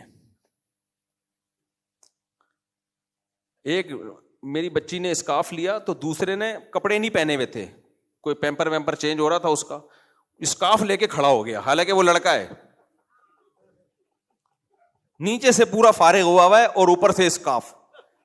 میں نے اس کی تصویر کھینچ کے اس کے نانا کو بھیج دی. میں نے کہا آپ کے نواسے کے, وہ اتنا ہنسے ہیں, کہہ رہے, پھر انہوں نے کہا یار شیطان بھی بچوں سے پناہ مانگتا ہے, اس کو پتہ ہی نہیں, اسکارف لے کے کھڑا ہو گیا نا. تو آپ جب بھی گھر میں مصلی بچھاؤ, دیکھو آپ بچوں کو کہنا نہیں پڑتا, خود ہی آئیں گے, پھر نماز پڑھنا شروع کر دیں گے. پہلے الٹی طرف سلام پھیریں گے, پھر سیدھی طرف سلام پھیریں گے, الٹی ہاتھ کی انگلی اٹھا رہے ہوں گے آپ کو دیکھ کے نا, کوئی یہ انگلی اٹھا رہا ہے, کوئی یہ بچے. پھر نماز کے دوران چلے بھی جائیں گے, پیشاب وشاب کر کے واپس آ کے جہاں سے چھوڑی تھی وہیں سے شروع کر دیں گے. کس قدر سکون ملتا ہے یار. تو مسلمان گھرانوں کی یہ رونق ہے. بچے انگریز ان بچوں سے کیا ہیں, محروم. ہندو بھی محروم ہو گئے اب تو ہمارے گھروں کی رونق ہے. مصلی, نماز, تلاوت, تسبیح, اچھا لگتا ہے یار. بچے پڑھتے ہوئے گھر میں آپ آؤ, تلاوت کرتے ہوئے, نماز پڑھتے ہوئے سکون ملتا ہے. ہر وقت ٹی وی چل رہا ہے, میچز چل رہے ہیں, ٹی وی چل رہا ہے, میچز چل رہے ہیں, فلمیں چل رہی ہیں, ڈرامے چل رہے ہیں, بے سکونی ہے بھائی, بے سکونی ہے یہ. تو باہر ملکوں میں تو بہت سختی سے میں کہتا ہوں یار, تم تو غیر مسلم کنٹری میں رہتے ہو, تم نے تو ایمان بچانے کے لیے ضروری ہے کہ مسجد کے قریب گھر لو. تمہارا تو ایمان بچے گا نہیں اگر تم مسجد کے قریب نہیں رہے. تو مسجد کے قریب رہا کرے, لیکن بشرطے کہ مؤذن کے ہاتھ میں ہر وقت بھونپو ہر وقت وہ جو ہو, وہ تو پھر دماغ خراب ہے. ایسی بھی مسجدوں کے قریب میں رہا ہوں, ہر وقت بجتی رہتی ہیں. تو ہم کہتے تھے پروگرام چل رہا ہے ابھی, نشریاتی پروگرام ہے ابھی, اور ان کی وہ فرمائشی پروگرام چلتے تھے. لوگ امام صاحب کو کہتے ہیں امام صاحب یہ والی نظم سنا دیں, وہ بھونپو لے کے شروع ہو جاتے. تو وہ لوگ بیزار آ گئے تھے. پہلے مسجدوں کے قریب کے گھر بہت مہنگے ہوا کرتے تھے, اب سستے ہو گئے ہیں. لوگوں کو پتہ ہے کہ ہر وقت بھونپو. ہم نے تو جمعے کی نماز میں بھی نا بیان میں باہر کا مائک بند کرایا ہوا ہے, اسپیکر بند کرایا ہوا ہے, کہ جس نے بیان سننا ادھر آئے گا, باہر آواز نہیں جائے گی. بہت لوگوں نے کہا کہ ہم گھر بیٹھے بیان سنتے ہیں, آن کرتے ہیں. ہم نے کہا آپ سن رہے ہو, ضروری نہیں کہ سارے سن رہے ہو, تو جس نے سننا ادھر آ کے سنے. صرف اذان ہوگی, باقی کوئی مسجد سے باہر ہمارا مائک نہیں جاتا. تراویح میں بھی ہم نے محدود کیا ہوا ہے, ورنہ بعض مسجدوں کی تراویح کی آواز بھی ہمیں اپنی تراویح کی آواز میں آ رہی. ایک دفعہ تو ایسا ہوا ہے, میں ایک مسجد میں نماز پڑھا رہا تھا, دوسری مسجد نے مائک آن کیا ہوا, اس نے اللہ اکبر کا, سب لوگ رکوع میں چلے گئے. سمجھ میں نہیں آ رہا کہ کیا کرا. بھائی تو بند کر اس کو مائک یار. تو تو یہ بھی غلط ہے, آپ مذہب کا ناجائز فائدہ اٹھا رہے ہو, لوگوں کو تکلیف دے رہے ہو آپ. تو خیر اللہ نے فرمایا کہ سکون کس میں ہے بھائی؟ نماز میں ہے. الا المصلین, گھر کا سربراہ کچھ قربانیاں دیتا ہے, نماز کی پابندی کرتا ہے, لیکن اس کا آؤٹ پٹ اسے گھر میں مل جاتا ہے. اگر آپ ہی نماز نہیں پڑھتے تو بچے کہاں پڑھیں گے؟ آپ ہی نہیں پڑھتے, آپ سگریٹ پیتے ہو, آپ کو میرے بچے نہ پئیں, یہ بہت مشکل ہے میرے بھائی. تو بچوں کی تربیت کے لیے بہت سی قربانیاں دینی پڑتی ہیں. مجھے یاد ہے ایک شخص آیا میرے پاس, شراب بھی پیتا تھا, غلط ایکٹیویٹیز میں بھی تھا, کہتے ہیں میں نے سب چیزیں چھوڑ دی ہیں. میں نے کہا کیسے؟ کہہ رہے یار میری جب سے بیٹی پیدا ہوئی ہے نا, بس اس کے مستقبل کی فکر میں نے سب کچھ چھوڑ دیا. کہ بچی کو جب پتہ چلے گا ابا پیلے پلانے کا شوق رکھتے تھے, آگے اس کے رشتوں کے معاملات آئیں گے کہ جی اس گھر میں رشتہ بھیجتے ہیں, بیٹے آپ کے باپ کیا کرتے ہیں؟ جی پیتے ہیں. تو رشتہ کس کا آئے گا؟ پینے والوں کا ہی آئے گا. بلکہ وہ بھی نہیں, پینے والا بھی چاہتا ہے کہ ایسی جگہ بھیجوں نہیں پیتی ہو, کیونکہ وہ ایسا نہ ہو کہ دونوں ہی پی کے ٹن ہوئے ہوں. کیا خیال ہے؟ تو مار دیں گے ایک دوسرے کو. تو مسلمان کو اللہ کی قسم اٹھا کے اگر کہوں تو ہانس کا مطلب جھوٹا نہیں ہوں گا میں اس قسم میں. یہ جو اسلام اللہ نے ہمیں دے دیا نا, یہ فیملی والے آدمی کو اس کی نعمت کا پتہ ہے. کتنا گھروں میں جہاں اسلام ہے, رمضان میں کتنی برکت ہوتی ہے گھر کے اندر, کتنا سکون ہوتا ہے, سب کا روزہ ہوتا ہے, سحری میں سب سحری کر رہے ہوتے ہیں. تو یہ اللہ کی طرف سے, یہ غیر مسلموں کے پاس یہ نعمتیں نہیں ہیں. عجیب, وہ منہ اٹھایا وہ ادھر چلا گیا. کھاتے بھی الگ الگ ہیں, وہ کھاتے بھی الگ الگ ہیں, کوئی ریلیشن, بچے ہی نہیں ہے تو ریلیشن کہاں سے ہوگا؟ ایک آدھ بچے سے کوئی ریلیشن تھوڑی ہوتا ہے, سارے ایسی کی تیسی ہو گئی. خیر ہم آگے چلتے ہیں. اس پہ تو میں کئی دفعہ بیان کر چکا ہوں نماز کے بارے میں. اب اگلا جملہ اللہ نے فرمایا وفی اموالہم حق للسائل والمحروم. یہ بہت اہم آیت ہے. قرآن نے جہاں بھی نماز کا تذکرہ کیا, روکھڑا خرچ کرنے کا لازمی تذکرہ کیا ہے. اس کا مطلب یہ ہوا کہ اللہ کو کنجوس نمازی بالکل بھی پسند بولو نہیں. کچھ لوگ صوفی ہوتے ہیں, ہر وقت کھڑے ہوئے ہیں. جب آپ ان کے پاس آؤ, مفتی صاحب گھر میں پرابلم چل رہی ہے, میں مفتی صاحب کیوں بولوں, میرے پاس تھوڑی, کیونکہ میرے پاس جب آتے ہیں مفتی صاحب ہی کہہ رہے ہوتے ہیں آپ کے پاس آئے, اپنے آپ کو میں کیوں بدنام کروں بھائی, آپ کے پاس ہے. غفار بھائی ہیں بیچارے, ہر جگہ بدنام ہو رہے ہیں. وسیم بھائی بھی بدنام, بہت سی جگہ میں نے ان کی تعریف بھی کی ہے وسیم کی. وسیم کے پاس آئے, وسیم بھائی بہت گھر میں پرابلم چل رہی ہے. وسیم بھائی کروڑ پتی ہیں, کو کچھ تھوڑا سا تعاون ہو جائے. وسیم کو پتہ بھی چل گیا بیچارہ غریب ہے, مسکین ہے, رشتہ دار ہے, تعاون کرنا چاہیے. لیکن وسیم بھائی 2 رکعت صلاۃ الحاجت کی نیت باندھ لیتے ہیں کہ تیرے لیے میں گڑ گڑا کے آج رات انشاءاللہ دعا کروں گا. ارے وسیم بھائی میری اماں بیمار ہے, پیسے دینے, آپریشن کرانا ہے. دیکھو اللہ نے کہا استعینوا بالصبر والصلاۃ, مدد مانگو کس سے؟ نماز سے. تو میں نماز پڑھ رہا ہوں. تو اللہ کو پتا تھا کہ اس ٹائپ کے نمازی بھی مارکیٹ میں آئیں گے. دعا کا موقع, دعا تو کرنی چاہیے لیکن اسباب بھی تو اختیار کرنے چاہیے نا. اگلے کی ٹانگ ٹوٹ گئی ہے, پیسے لگا سکتے ہو لیکن دعا سے جوڑنے کی کوشش میں لگے ہوئے ہو آپ. نماز پڑھ کے جڑ جائے گی وہ. ہمارے حضرت واقعہ سنایا کرتے تھے نا, ایک آدمی کا کتا مر رہا تھا, یہ رو رہا تھا, بہت زیادہ رو رہا تھا. کسی نے پوچھا کیوں رو رہا ہے؟ کہہ رہا ہے یار میرا اتنے سالوں سے کتا پالا ہوا ہے, مر رہا ہے, مجھے اس سے بہت محبت ہے.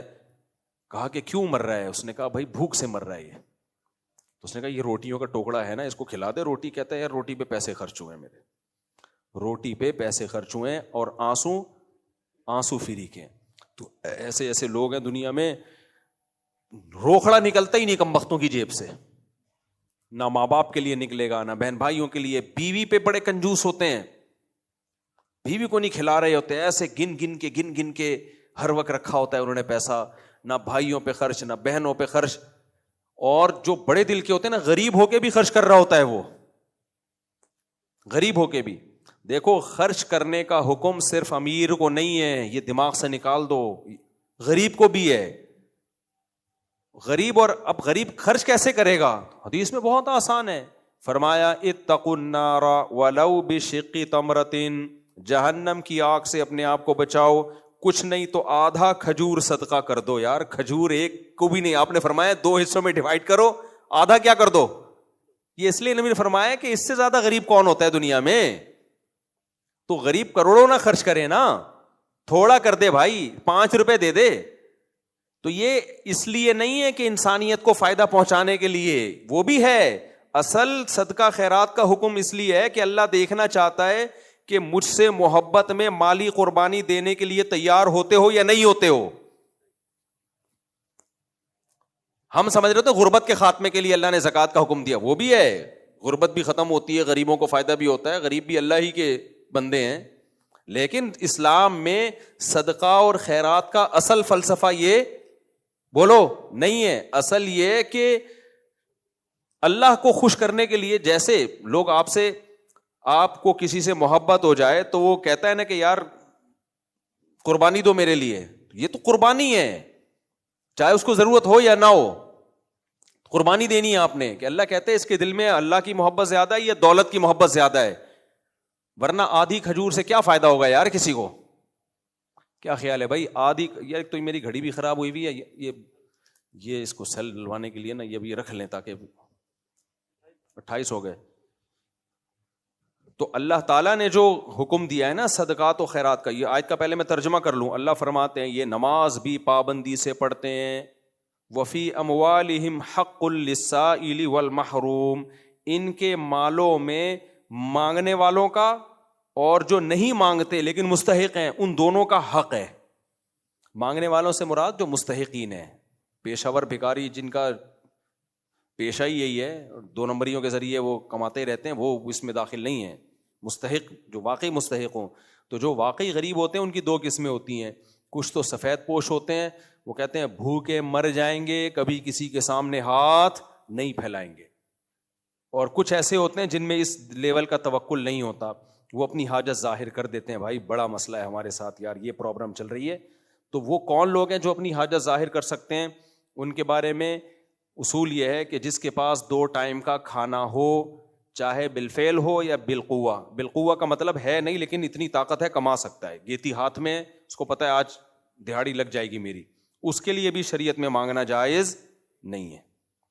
اگر آپ کے پاس رہائش کا انتظام ہے اور 2 ٹائم کے کھانے کا آج کا انتظام ہے, کل کا نہیں ہے, کوئی بات نہیں, کل کا کل دیکھا جائے گا, آج کا بھی 2 ٹائم کا نہیں ہے, اور کوئی بڑی بیماری بھی نہیں ہے. بعض دفعہ کھانے کا انتظام تو ہوتا ہے لیکن کوئی ایسی خطرناک بیماری ہوتی ہے اس کے علاج کے پیسے نہیں ہوتے آپ کے پاس, وہ بھی مجبوری ہے. تو یہ 3 مجبوریاں اگر آپ کے پاس نہیں ہیں تو شریعت میں آپ کے لیے لوگوں کے سامنے ہاتھ پھیلانا حرام, بہت برا عمل ہے یہ. نبی نے فرمایا جو بھکاری ہیں قیامت کے دن ان کے چہرے پہ گوشت نہیں ہوگا, کیونکہ چہرے سے انسان کا حسن ہے. انہوں نے اپنے آپ کو مخلوق کے سامنے ذلیل کیا, اللہ اس ذلت کو دنیا کے سامنے لے آئے گا ان کے چہرے کا گوشت اتار کے, ڈھانچہ بنے ہوئے ہوں گے یہ. تو اس لیے بلا ضرورت شدیدہ اسلام میں مانگنا حرام ہے, کبیرہ گناہ ہے, ہلکا جرم نہیں ہے یہ, کیونکہ اللہ کو کسی اور کے سامنے ہاتھ پھیلانے والے پسند نہیں ہے. آج لوگ مانگ رہے ہوتے ہیں ایسے ہائر ایجوکیشن کے لیے, مجھے اپنے بچوں کو امریکہ بھیجنا چاہتا ہوں, کچھ زکوٰۃ وغیرہ مل جائے گی. ابے تو کیا کر رہا ہے, لوگوں میں کھانے کو روٹی نہیں ہے اور تو ہائر ایجوکیشن کے لیے. البتہ ایک صورت میں مانگنا جائز ہے اضافی ضرورتوں کے لیے بھی. وہ صورت یہ ہے کہ آپ قرضہ مانگ رہے ہو اور آپ کو یقین ہو کہ میں واپس کر دوں گا, 100% یقین ہو اور ارادہ بھی ہو, تو جائز ہے. سمجھ رہے ہو کہ نہیں سمجھ رہے؟ بھائی آپ نے اپنی شادی کرنی ہے, مہر کے پیسے نہیں ہیں آپ کے پاس گھر کے, لیکن آپ کو پتہ ہے میری جاب ہے یار, ابھی میں نے نکاح کو ڈیلے کر دیا, 2 مہینے بعد رشتہ ہی ہاتھ سے نہ نکل جائے, تو مجھے پتہ ہے 2 مہینے میں میری سیلری آئے گی میں دے دوں گا. تو اپنے کسی قریبی دوست سے آپ نے قرضہ مانگ لیا, یہ جائز ہے. یہ تو لوگ کر رہے ہوتے ہیں, یار تو پیسے دے دے کل میں دے دوں گا, میرے اکاؤنٹ میں پرسوں آئیں گے. اس کو بھیک مانگنا نہیں کہتے, یہ آپس میں تعاون ہے. اس میں تعلیم کے لیے بھی لیا جا سکتا ہے, بھائی میں نے بچے کو باہر بھیجنا ہے اور اس کی اتنی فیس آ رہی ہے, اتنا خرچہ آ رہا ہے اس کے اوپر, تو ابھی فی الحال میرے پاس نہیں ہے, لیکن میں پلاٹ بیچنے میں لگا ہوا ہے, بیچ دوں گا, تو پلاٹ جیسے ہی بکے گا تو میں آپ کی پیمنٹ ادا کر دوں گا, ہے میرے پاس پیسے. یعنی اس کو پتہ ہے کہ اور بک بھی جائے گا, لیکن اگر اس پلاٹ کی وجہ سے ہم نے ڈیلے کیا تو یہ ایڈمیشن 1 سال ضائع ہو جائے گا. تو ایسی صورت میں مانگنا جائز ہے, لیکن یہ بھی کس سے؟ ان لوگوں سے جن سے بے تکلفی ہو, جن سے مانگنے میں انسان کو ذلت محسوس نہ ہو. اب آپ کہو گے ہمیں تو کسی سے مانگنے میں بھی ذلت نہیں ہوتی. تو اس میں ایک شرط ہے کہ عزت دار آدمی کو مانگتے ہوئے ذلت محسوس نہ ہو, یعنی جس کی عزت ہو اس کو محسوس نہ ہو, کیونکہ بہت کو تو کچھ محسوس ہوتا ہی نہیں ہے, ان کی بات نہیں ہو رہی, ان کے لیے تو ویسے ہی ناجائز ہے. بعض دفعہ آدمی اس کی اتنی بے تکلفی ہوتی ہے نا, چماٹ مار کے بھی مانگ لے. جیسے ہوٹلوں میں دوست کھانا کھاتے ہیں, ابے تو نکال پیسے یار کل میں دے دوں گا, تو یہ دوستی یاری ہے, اس میں اس کو بھیک نہیں کہتے. ابے دے یار تو اپنے اکاؤنٹ سے پیسے ڈال دے یار, میں 1 مہینے بعد دے دوں گا. تو وہ بے تکلف, اس کو آپ کو پتا ہے وہ بھی مانگ لے گا مجھ سے. آج آپ نے اس کو بولا یار تو پے کر, تو کل آپ پے کر دو گے. وہ تو اس کو مانگنا نہیں کہتے, اس کو بھیک نہیں کہتے. یہ بے تکلفی میں سب کچھ ہوتا ہے, یہ جائز ہے. یہ تو سب صحابہ کے دور میں بھی ہوتا تھا. مانگنے کا مطلب کیا ہے؟ آپ کو محسوس ہو رہا ہو کہ میں اپنی عزت کو کیا کر رہا ہوں, گرا رہا ہوں, یہ حرام ہے, ناجائز ہے. تو یہ صرف اس صورت میں جائز ہے کہ جب آپ کے پاس 2 ٹائم کا کھانا بھی نہیں ہے, کیونکہ یا تو عزت بچا لو یا پیٹ بچا لو. لیکن یہاں بھی کیا ہے کہ جو سفید پوش ہوتے ہیں, جن میں کامل درجے کا توکل ہوتا ہے, وہ کہتے ہیں بھوک سے مر جاؤ میرے بھائی, ہاتھ ہم نے نہیں پھیلانا. لیکن پھر اللہ ان کو مرنے نہیں دیتا, تھوڑا سا ان کو اللہ آزماتا ہے, پھر رزق کے دروازے کھولتا نہیں ہے, توڑتا ہے, لیکن اس کے لیے بہت آزماتا ہے اللہ تعالیٰ. تو بعض لوگ کیا ہوتا ہے کہ وہ اپنا گیٹ اپ ایسا رکھتے ہیں کہ بھیک مانگ نہیں رہے ہوتے, لگ رہا ہوتا ہے کہ آج جامعۃ الرشید میں چندے کی بات چل رہی تھی نا, تو میں نے جامعہ والوں کو بولا کہ آپ لوگوں نے ایسا سیٹ اپ بنایا ہوا ہے کہ کوئی اس سیٹ اپ پہ چندہ نہیں دے گا. حالانکہ حالات بیچاروں کے بہت, کوئی بھی ڈونر ہو نا تو جامعہ کے ساتھ تعاون کریں. تو پھر انہوں نے ایک ویڈیو بنوائی بڑی انگلش ٹھیش پش قسم کی نا, جامعہ تھوڑی ٹھیش پش کر کے. میں نے کہا اس پہ بھی نہیں دے گا کوئی. لوگوں کی ایک نفسیات ہے, لوگ کہتے ہیں رو غریب بن کے دکھاؤ. پھر ایک طالب علم تھا, ہمارے تو سینکڑوں طلبہ ہیں نا, تو ایک مجھے نظر آیا, مسکین سا نا, گردن بھی اس کی تھوڑی سی نا اندر کو تھوڑی سی دسی ہوئی ہے. میں نے کہا یہ بالکل چندے کے لیے, میں نے کہا یہ صحیح لگ رہا ہے مجھے. طلبہ ہنس رہے تھے, جو آج آخری کلاس تھی بخاری کی, ہنس بھی بہت رہے تھے طلبہ. میں نے کہا یہ ہنستا بھی روتا ہوا لگتا ہے, تو سوچو روتا ہوا کیسا لگے گا یہ. میں نے کہا جب یہ ہنس رہا ہوتا ہے نا, ایسا لگتا ہے رو رہا ہے. اس کی روتے ہوئے کی ویڈیو میں نے کہا ڈالو, میں اپنے چینل پہ ڈالوں گا کہ یہ حالات ہیں. میں نے کہا دیکھو دے دن دن چندہ ہی چندہ. تو بے تکلف تھا, وہ بھی ہنس رہا تھا. جس سے بے تکلفی نہ, اسے ایسا مذاق ٹھیک نہیں ہے. تو طلبہ تو اپنے عشاء کے بچوں کی طرح ہوتے ہیں, وہ تو خوش ہوتے ہیں ایسے مذاق سے. خیر کچھ ہوتے ہیں ایسا لگتا ہے. تو بھیک مانگنے کا ایک طریقہ تو یہ ہے, آپ مانگیں. ایک طریقہ یہ گیٹ اپ ایسا بنا کے رکھیں کہ انسان کا دل چاہے بھائی اس کو کچھ پیسے دے دو, کوئی کپڑے خرید لے. یہ بھی کیا ہے, غلط ہے میرے بھائی. جیسے ہو ویسے نظر آؤ یار, جیسے ہو ویسے نظر آؤ. اپنی حاجت کس کے سامنے ظاہر کرو؟ اللہ کے سامنے.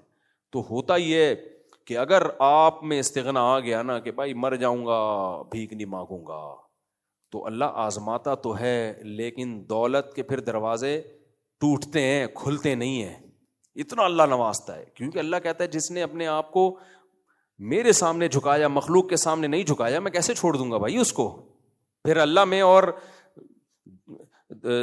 حقیقی خدا میں اور جھوٹے خداؤں میں فرق کیا ہو گیا پھر؟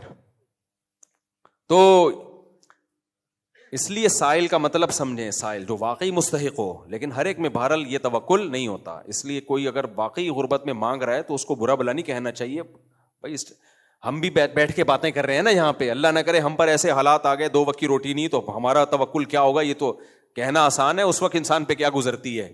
اللہ ہم سب کو بچا کے رکھے.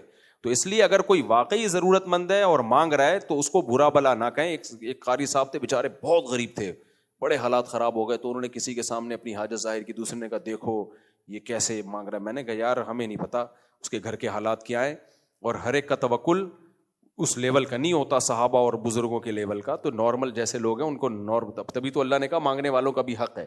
تو ہر شخص کے, ویسے قاری لوگوں کو اکثر میں نے کبھی دیکھا نہیں ہے مانگتے ہوئے. یہ مولوی لوگ, قاری لوگ پیٹ بھرے ہوئے ہوتے ہیں, اللہ نے ایسا ان کو رزق دیا ہوتا ہے.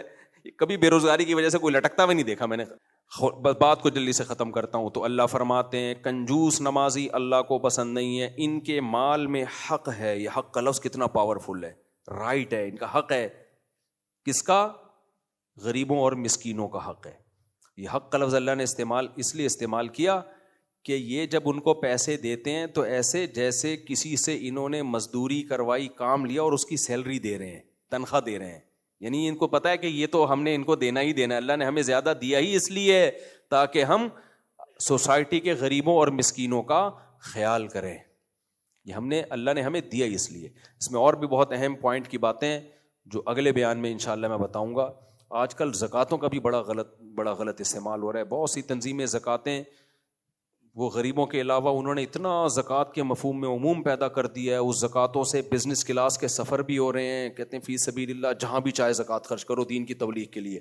پھر تبلیغ میں تو یہ بھی داخل ہے, آپ بزنس کلاس میں امریکہ جا رہے ہو تو زکوٰۃ لے کے بزنس کلاس میں امریکہ جا رہے ہوتے ہیں. اس میں یہ بھی داخل ہے, ہم نے بھی ریکارڈنگ کرنی ہے تو جو ہے نا اس کے لیے اس اسٹینڈرڈ کا کیمرہ چاہیے تو زکوٰۃ میں وہ کیمرہ بھی, اس کیمرے میں بھی زکوٰۃ استعمال ہو رہی ہے. پھر جی راستے میں جتنا کھانے پینے کا ہوٹلنگ ہے, ہم چونکہ تبلیغ کے لیے جا رہے ہیں تو ہوٹل کا خرچہ بھی کس سے ہو رہا ہے؟ زکوٰۃ سے. وہ کہتے ہیں بھائی فی سبیل اللہ میں ہے نا سارے, ہم کوئی اپنی نانی کے گھر تھوڑی جا رہے ہیں ملنے کے لیے. تو یہ بھی آج کل ایک بڑا مسئلہ ہے. جبکہ زکوٰۃ کے بارے میں نبی نے کیا فرمایا؟ یؤخذ من اغنیائہم وترد الی فقرائہم, مالدار سے لی جائے گی, غریب کو دی جائے گی. تو اس طریقے جب فی سبیل اللہ کا مفہوم آپ اتنا عام کر لو گے تو غریبوں کے پیٹ سے نوالا چھین لو گے. اس لیے تبلیغ میں خرچ کریں لیکن زکوٰۃ نہیں, زکوٰۃ تبلیغ میں خرچ نہیں ہونی چاہیے. سمجھ رہے ہو کہ نہیں سمجھ رہے؟ ہمارا یہی موقف ہے اور احناف کا بھی یہی موقف ہے, اور یہی دلائل کی دنیا میں بھی مضبوط موقف ہے.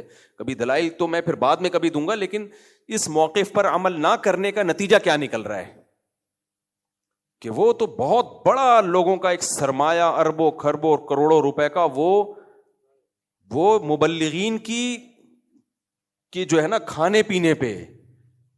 مثال کے طور پر میں امریکہ جاؤں دورے کرنے کے لیے اور میں آپ سے زکاتیں لے کے جاؤں کہ یار میں فی سبیل اللہ جا رہا ہوں اور میری نیت بھی یہی ہے کہ دین کی دعوت کا کام کروں گا, تو زکات لوں میں. اور پھر میں کہوں میں چونکہ بیگم کے بغیر نہیں جا سکتا اور میرے بچوں کے بغیر میرا دل نہیں لگتا, تو فی سبیل اللہ میں یہ بھی داخل ہے نا کہ میں جا رہا ہوں تو میری جتنے لوازمات ہیں وہ بھی جائیں, تو میرے 18 بھی میرے ساتھ چلے گئے, یا 18 نہیں 2-4 چلے گئے, چلو تو 2-4 میرے ساتھ چلے گئے. پھر وہاں ہم نے ہوٹل بک کرایا, پھر وہاں رہ رہے ہیں, پھر جب بھوکا تو نہیں رہوں گا, وہاں کھانا بھی کھا رہے ہیں ہم. تو یہ ساری چیزیں آج کل بعض اسکالرز یہ کر رہے ہیں کہ سب کے لیے سب چیزوں کے لیے زکوٰۃ لے رہے ہیں, ٹی وی چینل بھی زکوٰۃوں سے چل رہے ہیں.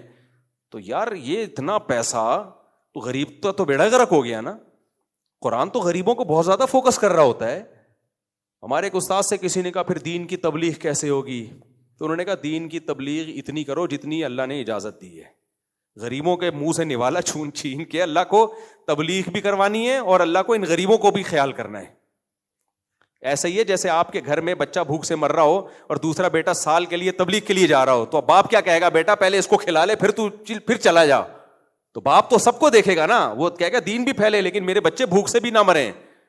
تو اس لیے جو آج کل اسکالرز آ رہے ہیں زکاتیں لے کے دین کی تبلیغ پہ خرچ کر رہے ہیں, ہم آپ کی نیت پہ شک نہیں کر رہے, نیت اچھی ہے آپ کی, لیکن بھائی اس سے غریبوں کے منہ کے نوالے چھن رہے ہیں. غربت کتنی دنیا میں, جہاں غریب ہیں وہ تو بہت زیادہ غریب ہیں, تو یہ ان کا حق ہے, ان کی پیٹ میں جانا چاہیے. یہ اللہ تعالیٰ عمل کی توفیق دے. اس مسئلے کو میں انشاءاللہ اگلے بیان میں اور زیادہ ذرا ڈیٹیل سے بیان کروں گا. یہ جو ہے نا جہلم سے آئے ہیں, جہلم اسٹیشن. میں جب جہلم گیا تھا نا فتح کرنے, تو جو میرے بارے میں کہا تھا 48 گھنٹے مفتی صاحب غائب ہو گئے اور یہ پروپیگنڈا کیا تھا نا بھاگ گئے یہ وہ, تو 2 دن میں ان کے گھر ٹھہرا ہوا تھا. تو پوری ٹیم ہماری جو 4-5 لڑکے تھے نا پتلے پتلے سے کراچی کے, جن کو کہا تھا کہ یہ بدماش لے کر آئے تھے, تو یہ انہوں نے ٹھہرایا تھا اپنے گھر 2 دن کے لیے ہمیں. تو آج اتفاق سے کراچی آئے ہوئے تھے, ملنے آئے ہوئے تھے. ہم نے کہا پھر کھانا ہمارے ساتھ ہی کھانا آپ, یہ 2 دن ہم نے ان کا کھانا کھایا ہے تو ایک ٹائم کا تو ہمارا بنتا ہے نا. تو یہ گواہ بھی ہیں کہ میں جہلم میں ہی تھا, بھاگا نہیں تھا وہاں سے. اچھا بھائی, اچھا میرے بھائی, آج کل بہت سی جگہوں پر 1 سال کے غیر معیاری فقہ کے تخصص کرائے جا رہے ہیں, جہاں اچھی استعداد پر بھی کوئی خاص توجہ نہیں ہوتی. وقت گزاری کے لیے لوگ وہاں چلے جاتے ہیں, اور بہت سی جگہوں پر تو آن لائن مفتی بھی بنایا جا رہا ہے. اس طرح ہفتے میں صرف 1 دن کلاس بھی ہوتی ہے. اس طرح مفتی بنانا درست ہے؟ قطعاً درست نہیں ہے. مفتی کا لفظ بہت ہی ہلکا ہو گیا مارکیٹ میں. مفتی کیسے بنتا ہے جلدی مختصر سے میں بتا دوں. یہ جو میں نے بیان میں آج بتایا نا 5 قسم کے علوم ہیں جن میں مہارت ہو کے عالم بنتا ہے. عربی گرامر, عربی ادب, پھر صرف, سوری یہ تو عربی گرامر عربی ادب میں آ گیا, یہ ایک ہو گیا. عربی گرامر الگ ہے, عربی ادب الگ ہے, دو علوم ہو گئی ہے. تیسرا ہے فقہ, چوتھا اصول فقہ, بلکہ تیسرا قرآن, چوتھا حدیث, پانچواں فقہ اور چھٹا اصول فقہ. ان 6 علوم میں کتابیں پڑھائی جاتی ہیں, پہلے آسان, پھر تھوڑی مشکل, پھر تھوڑی مشکل, ہوتے ہوتے آخر تک جاتے ہیں. پھر اس کے بعد 2 قسم کے تخصصات ہوتے ہیں. تخصص فی الحدیث, حدیث تو پڑھ لیے لیکن اس میں اسپیشلائزیشن بھی کیا جاتا ہے. پھر تخصص فی الفقہ, فقہ میں اسپیشلائزیشن. اس میں کیا ہوتا ہے, اس میں یہ ایسے جیسے ڈاکٹر ہاؤس جاب کرتا ہے. میڈیکل سائنس آپ نے پڑھ لی تو اس کے بعد ماہر ڈاکٹروں کی نگرانی میں پریکٹیکلی مریضوں کو دیکھا جاتا ہے. کتابوں کی دنیا اور ہوتی ہے, پریکٹیکلی عملی دنیا اور ہوتی ہے. جب بھی کوئی عالم بنتا ہے نا تو کتنے مسائل پڑے ہوں, پبلک جب آ کے پوچھتی ہے تو اس کو جب اس کی ٹانگیں کانپنے لگتی ہیں, اس کو نہیں آ رہے ہوتے جواب. تو پبلک جب آ کے, میں اپنا اکثر ایک واقعہ بتاتا ہوں نا, میں نے وراثت پڑھی بھی ہے, پڑھائی بھی ہے وراثت کی کتابیں, لیکن کیا ہوا جب ہم مفتی بننے کے لیے تخصص فی الافتاء میں داخلہ لیا, حضرت مفتی ابوالبابا صاحب ہمارے استاد سے جو میرے پاس سوال آیا, وہ سوال آیا کہ میرے تو ہوش ہی اڑ گئے. وہ آدمی کہتا ہے اس کا کیا جواب دوں بھائی. وہ سوال ہی آیا, ہم نے 1975 میں ابا کا انتقال ہوا تھا, تو یہ گھر تھا, پھر اس کے اوپر بڑے بھائی نے ایک کمرہ بنایا, اس میں دوسرے بھائی نے واش روم بنایا, تیسرے نے اس کے اوپر ایک اسٹوری بنائی, چوتھے نے نلکے لگا دیے, پانچویں نے ٹائلیں لگا دی, پھر یہ کیا, پھر وہ گھر ہم نے بیچ دیا, پھر دوسرا کر لیا, پھر اب فلانے کا ڈیتھ ہو گئی, اس دوران فلانے کی ہو گئی, اس کے بچے ہو گئے, اس کے وہ بیوہ ہو گئی, فلانا ہو گیا. اب کمبختو تم 2000 میں جا کے پوچھ رہے اس کی وراثت کیسے تقسیم ہوگی, کر لو حل, جہلم بھجوا دیں یہ مسئلہ آپ. تو کتابوں کی دنیا اور ہوتی ہے جب آدمی پریکٹیکلی اترتا ہے. جیسے ہی میڈیکل سائنس کی کتابیں ڈاکٹر پڑھ لیتے ہیں, پاس بھی ہو جاتے ہیں, لیکن جب کوئی پیشنٹ آئے گا نا اس کی ٹانگیں کانپنے لگتی ہے, بھائی اس کو کروں کیا میں. تو وہ بڑے ماہر ڈاکٹر کی نگرانی میں علاج کرتا ہے, پھر اس کو پتا ہوتا ہے پیراڈول کب دینی ہے, ٹیکا کب لگانا ہے, کہاں لگانا ہے, کون سے والے کولے پہ لگانا ہے, سمجھ رہے ہیں, اور کس جگہ پہ لگانا ہے. تو کولے پہ لگانا بھی ہے, بلا وجہ کولے دیکھ رہا ہے کیوں ہے لوگوں کے, جب یہاں لگ سکتا ہے کیا خیال ہے, جب ادھر لگ سکتا ہے تو کولے پہ کیوں لگا رہا ہے. پیشنٹ کو بعد میں پتا چل جائے, وہ چماٹ مارے گا نا ڈاکٹر کو آ کے. اب وہ ڈاکٹر اناڑی پن میں کہہ رہا ہے یار احتیاط اسی میں کولے پہ ٹھوک دو, تو بعد میں اس کو پتا چلے گا, وہ تو مارے گا, وہ 2 ٹیکے اس کے لگائے گا آ کے. تو اس لیے دنیا میں ہاؤس جاب ہے 2 سال کم از کم یا 1 سال کم از کم ہوتی ہے بھائی, اس کے بعد جا کے آپ کو کلینک کھولنے کی اجازت ہوتی ہے.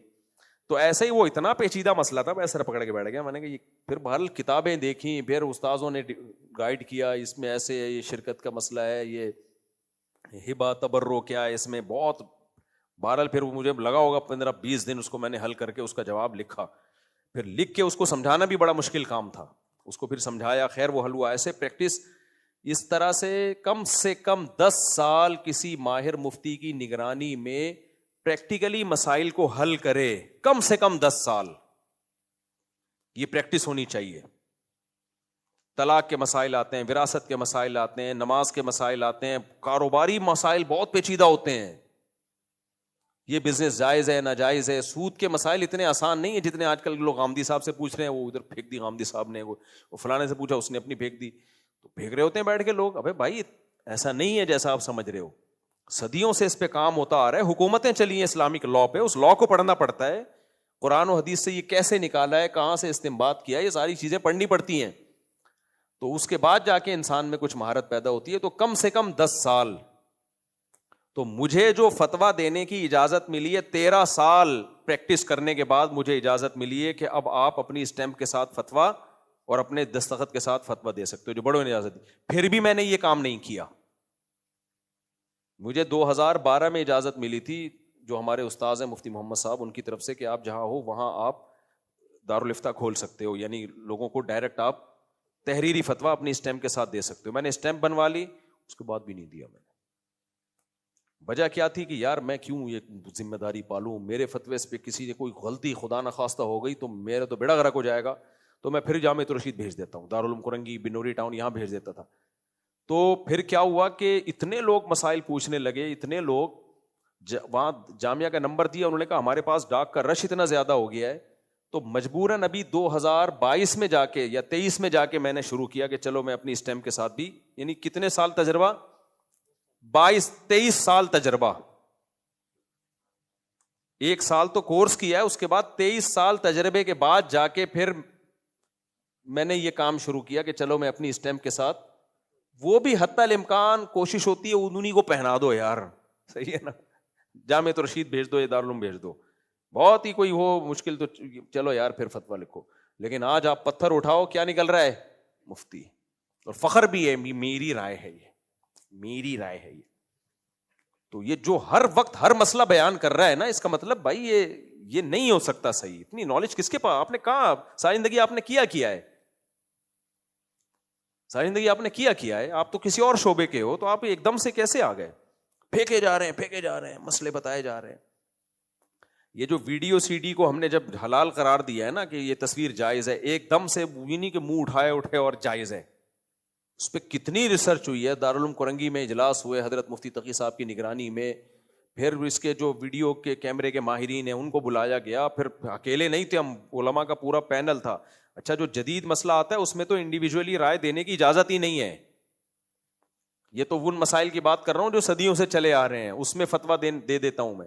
جدید مسائل جو آتے ہیں اس میں تو بھائی ایک دم سے نہیں, اس میں مشورہ ہوتا ہے, پورا پینل علماء کا بیٹھتا ہے, اس میں جامعۃ الرشید آؤ کبھی خوشبو لگا کے, یا دارالعلوم کرنگی جاؤ, تمہیں پتہ چلے گا کیسا کتابوں کی بھرمار ہے, اور کتنے بڑے بڑے علامے بیٹھے ہوتے ہیں, کتنی ڈیبیٹ ہوتی ہے, مجلس ہوتی ہے, اس کے بعد جا کے رائے دی جاتی ہے. یہاں کیا ہے, اٹھے اور میری رائے ہے یہ, اور ایکچولی کر کے پبلک بے وقوف بن رہی ہوتی ہے, کیونکہ پبلک کے پاس اتنا بھی علم نہیں ہوتا, تو ہر چیز کے اہل ہوتے ہیں. ہاں انہی مفتیوں میں پھر 2 نمبر بھی ہوتے ہیں, لیکن مفتی تو ہونا, صحیح ہے نا, پھر اس میں آدمی فیصلہ کرے 1 نمبر ہے کہ 2 نمبر. جیسے علاج کے لیے ڈاکٹر تو ہو, پھر ہم دیکھیں گے یار 2 نمبر ہے یا 1 نمبر ہے. ڈاکٹر ہی نہیں ہے تو اس کا 2 نمبر 1 نمبر کا کرنا کیا ہے آپ نے. تو اس کے بعد آدمی اس کے بعد جا کے وہ اس قابل ہوتا ہے کہ اس کو مفتی کہا جا سکے یا وہ فتویٰ دے سکے. لیکن آج کل ایسا نہیں ہے, آن لائن کورسز ہو رہے ہیں, مفتی بن جاتے ہیں وہ. آن لائن کیسے بن گیا مفتی, ہے تو پوری ایک نگرانی کرنی پڑتی ہے, اس کی ورڈنگ بھی صحیح کرنی پڑتی ہے, عبارت. تو بیڑا غرق ہو رہا ہے بس, اور کچھ بھی نہیں ہے. اللہ اسلام کی حفاظت کرے. ہم پہ تو پابندی تھی کہ 1 سال جو تخصص فی الفقہ, اسپیشلائزیشن 1 سال جو ہوتی ہے نا, اس کے بعد کسی کو مفتی نام کے ساتھ لگانے کی اجازت نہیں ہے. بڑوں نے کہا ایسا نہ ہو کہ ابھی یہاں سے تخصص کیا اور مفتی فلاں, کتھن نہیں, جب تک بڑے اجازت نہ دیں آپ کو. لیکن سب لگا رہے ہوتے ہیں, اور کورسز بھی کہاں, کوئی ادھر ایک چھوٹا سا کھول کے بیٹھا ہوا ہے دارالفتہ, چل بھائی یہ بھی مفتی ہے, ادھر بھی مفتی ہے, سب ہی مفتی ہیں. عامل بھی مفتی ہیں, مفتی صاحب ہیں, کیا کام ہے, جن بھگاتے ہیں. جن بھگانے والا تو مفتی ہو ہی نہیں, مفتی کے لیے تو اچھا. پھر یہ 10 سال کے بعد بھی, جو 10 سال کی پریکٹس ہو, تو اس کے بعد بھی مفتی رشید احمد صاحب رحمہ اللہ, جو بہت بڑے مفتی تھے پاکستان میں نا, حضرت مفتی شفیع صاحب کے ساتھ رہے, حضرت مفتی تقی عثمانی صاحب ان کے شاگردوں میں ہیں, تو وہ کہتے تھے پھر بھی مفتی اس کو ڈگری دی جائے گی جس میں دماغ بھی ہو جس کا, کیونکہ ہر ایک کا الگ ذوق ہوتا ہے, الگ ذوق ہوتا ہے. فرمایا بعض لوگوں 20 سال بھی وہ کورس کریں اور پریکٹس کرتے رہے, وہ پھر بھی مفتی نہیں بنتے, کیونکہ کھوپڑی نہیں ہے ان کے پاس ایسی.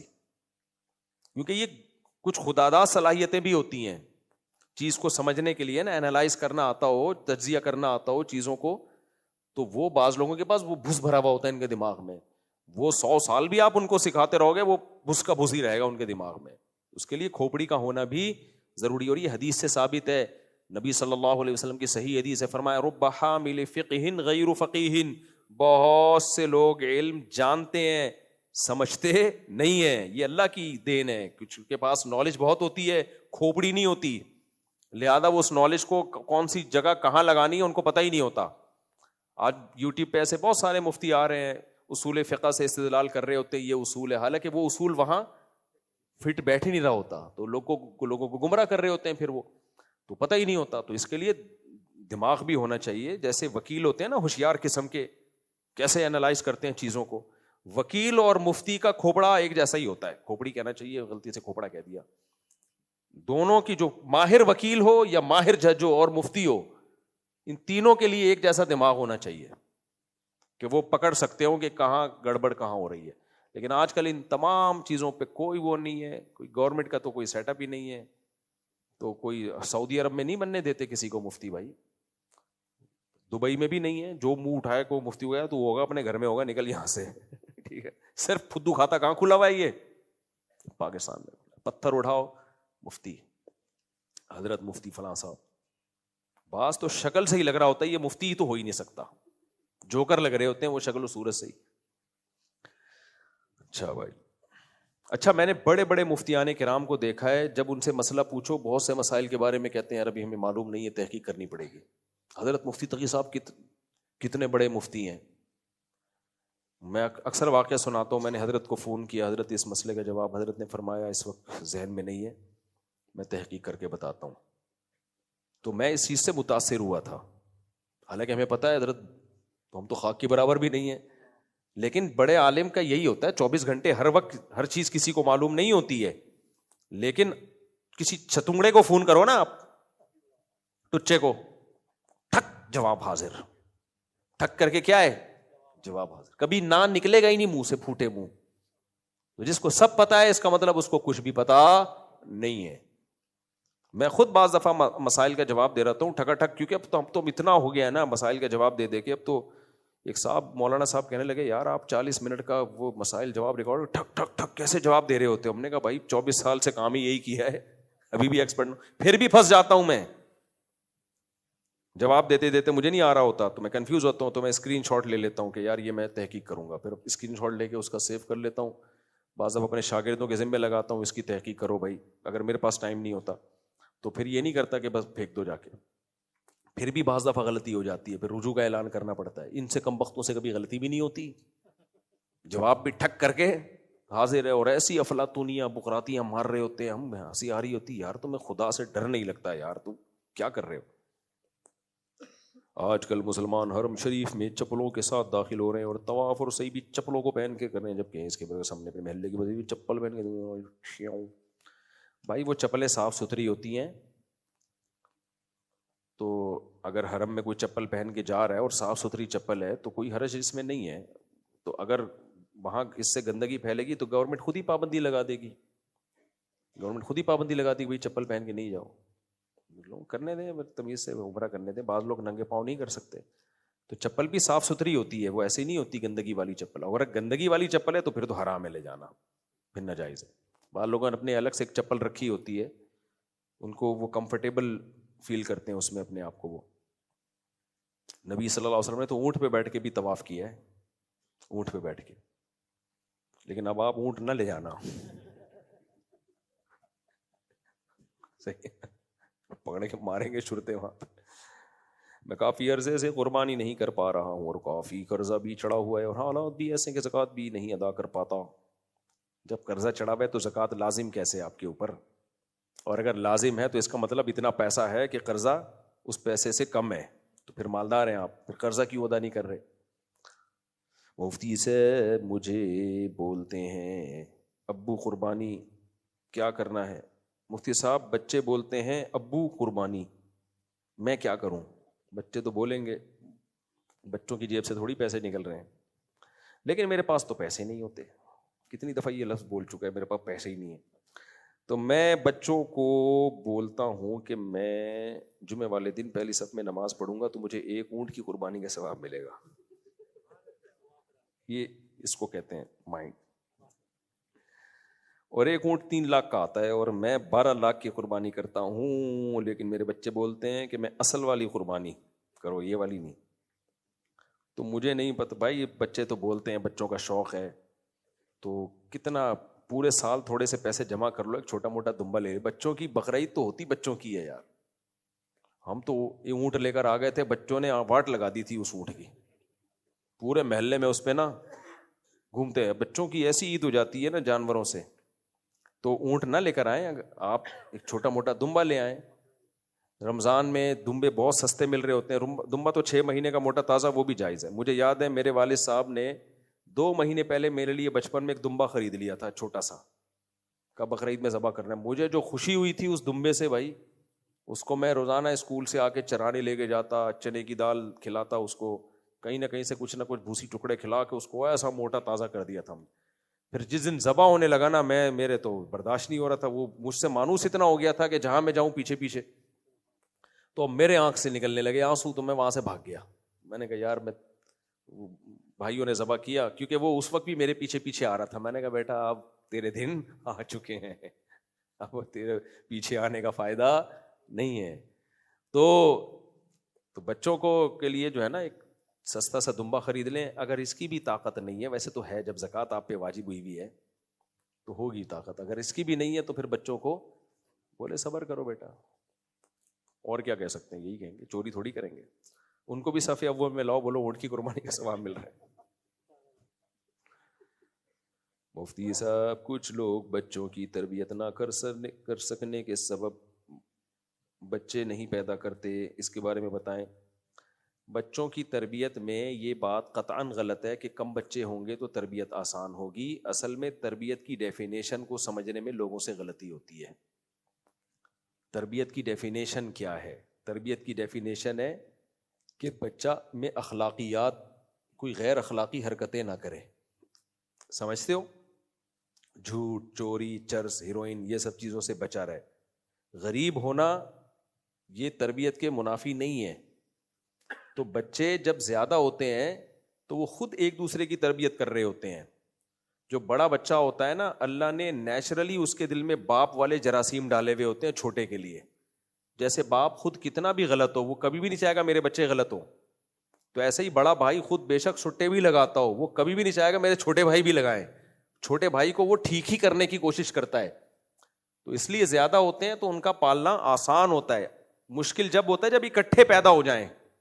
اب جب میرے 18 کا لوگ سنتے ہوں, 18 بے کیسے پالے ہوں گے بھائی صاحب, ایک دن میں تھوڑی ہو گئے 18. جب 18واں ہوا ہے تو پچھلے بڑے 2 کی تو شادی بھی ہو چکی ہے, ان کے اپنے بچے ہو چکے ہیں, تو انہوں نے بھی پالا ہے. اب جو چھوٹا بچہ ہے اس کو اس کی بڑی بہن نے بہت پالا ہے, ہمیں تو پتہ ہی نہیں وہ پل کیسے گیا, کیونکہ اس کی بڑی بہن تھی وہی سنبھال لیتی تھی اس کو. بہنوں کو تو اتنا شوق ہوتا ہے اپنے چھوٹے بھائیوں کو سنبھالنے کا. مجھے یاد ہے ایک دفعہ میں نے گھر والوں کو لے کے کسی ورک شاپ میں جانا تھا, کوئی بڑی زبردست ٹائم مینجمنٹ وغیرہ کی ہو رہی تھی ورک شاپ, تو میں اس وائف کو لے کر گیا جس کے بچے زیادہ ہیں.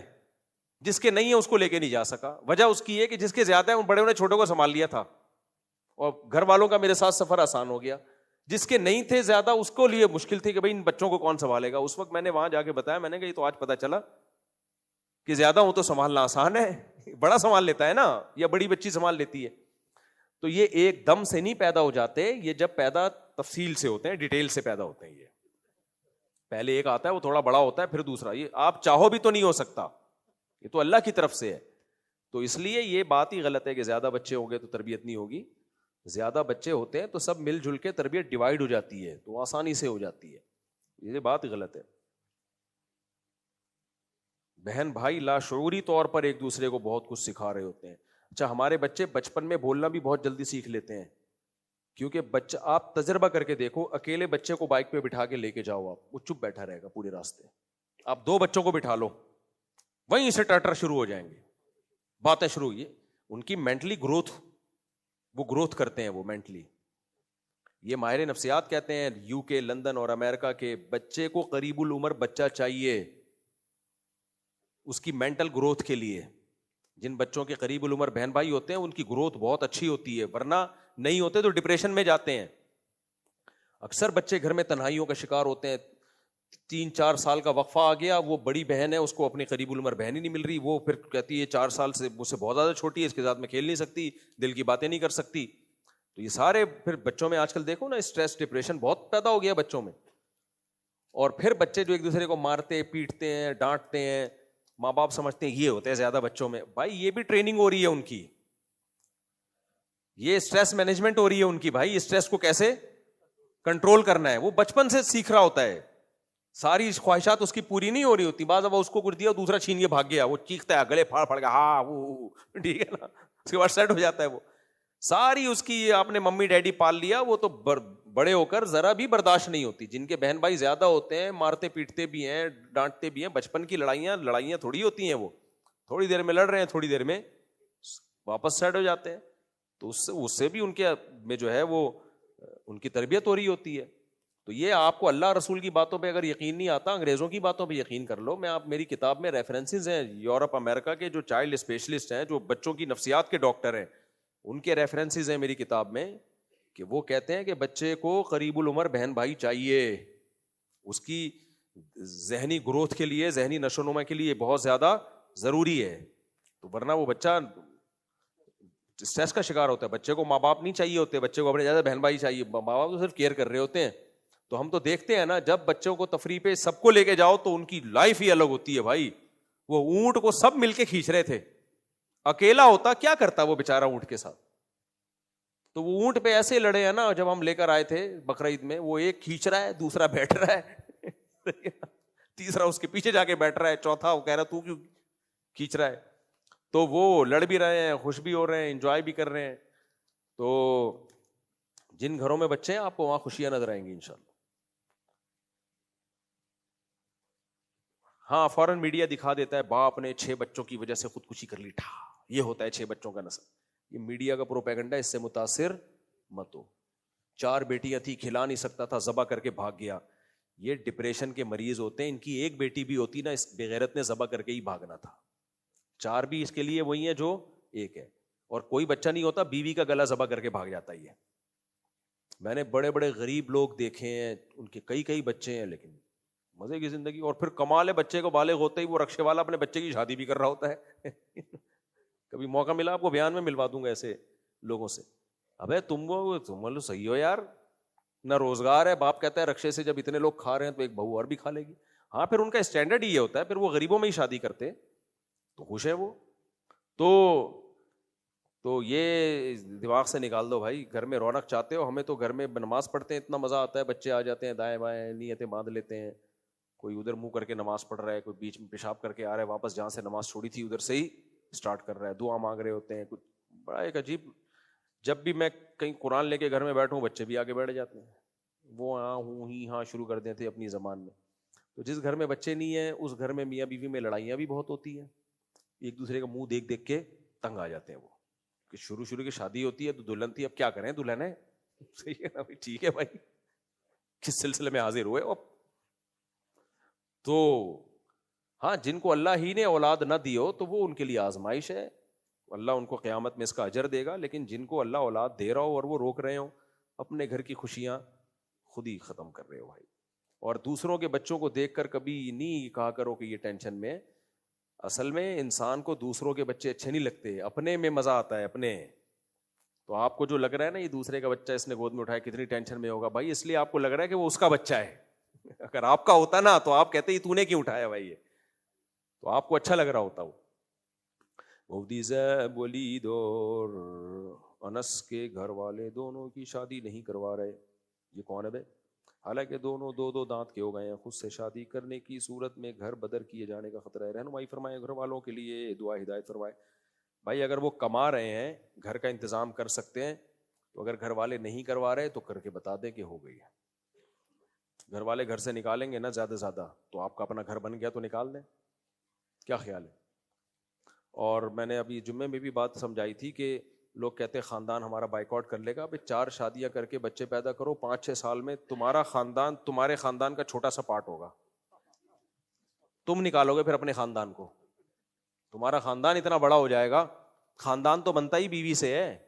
اللہ نے قرآن میں کہا ہے نا کہ جس نے تمہارے لیے جوڑے پیدا کیے، ان سے تمہیں اولادیں پوتے سب کچھ دیا اس نے. تو خاندان تو بنتا ہی بیوی سے ہے.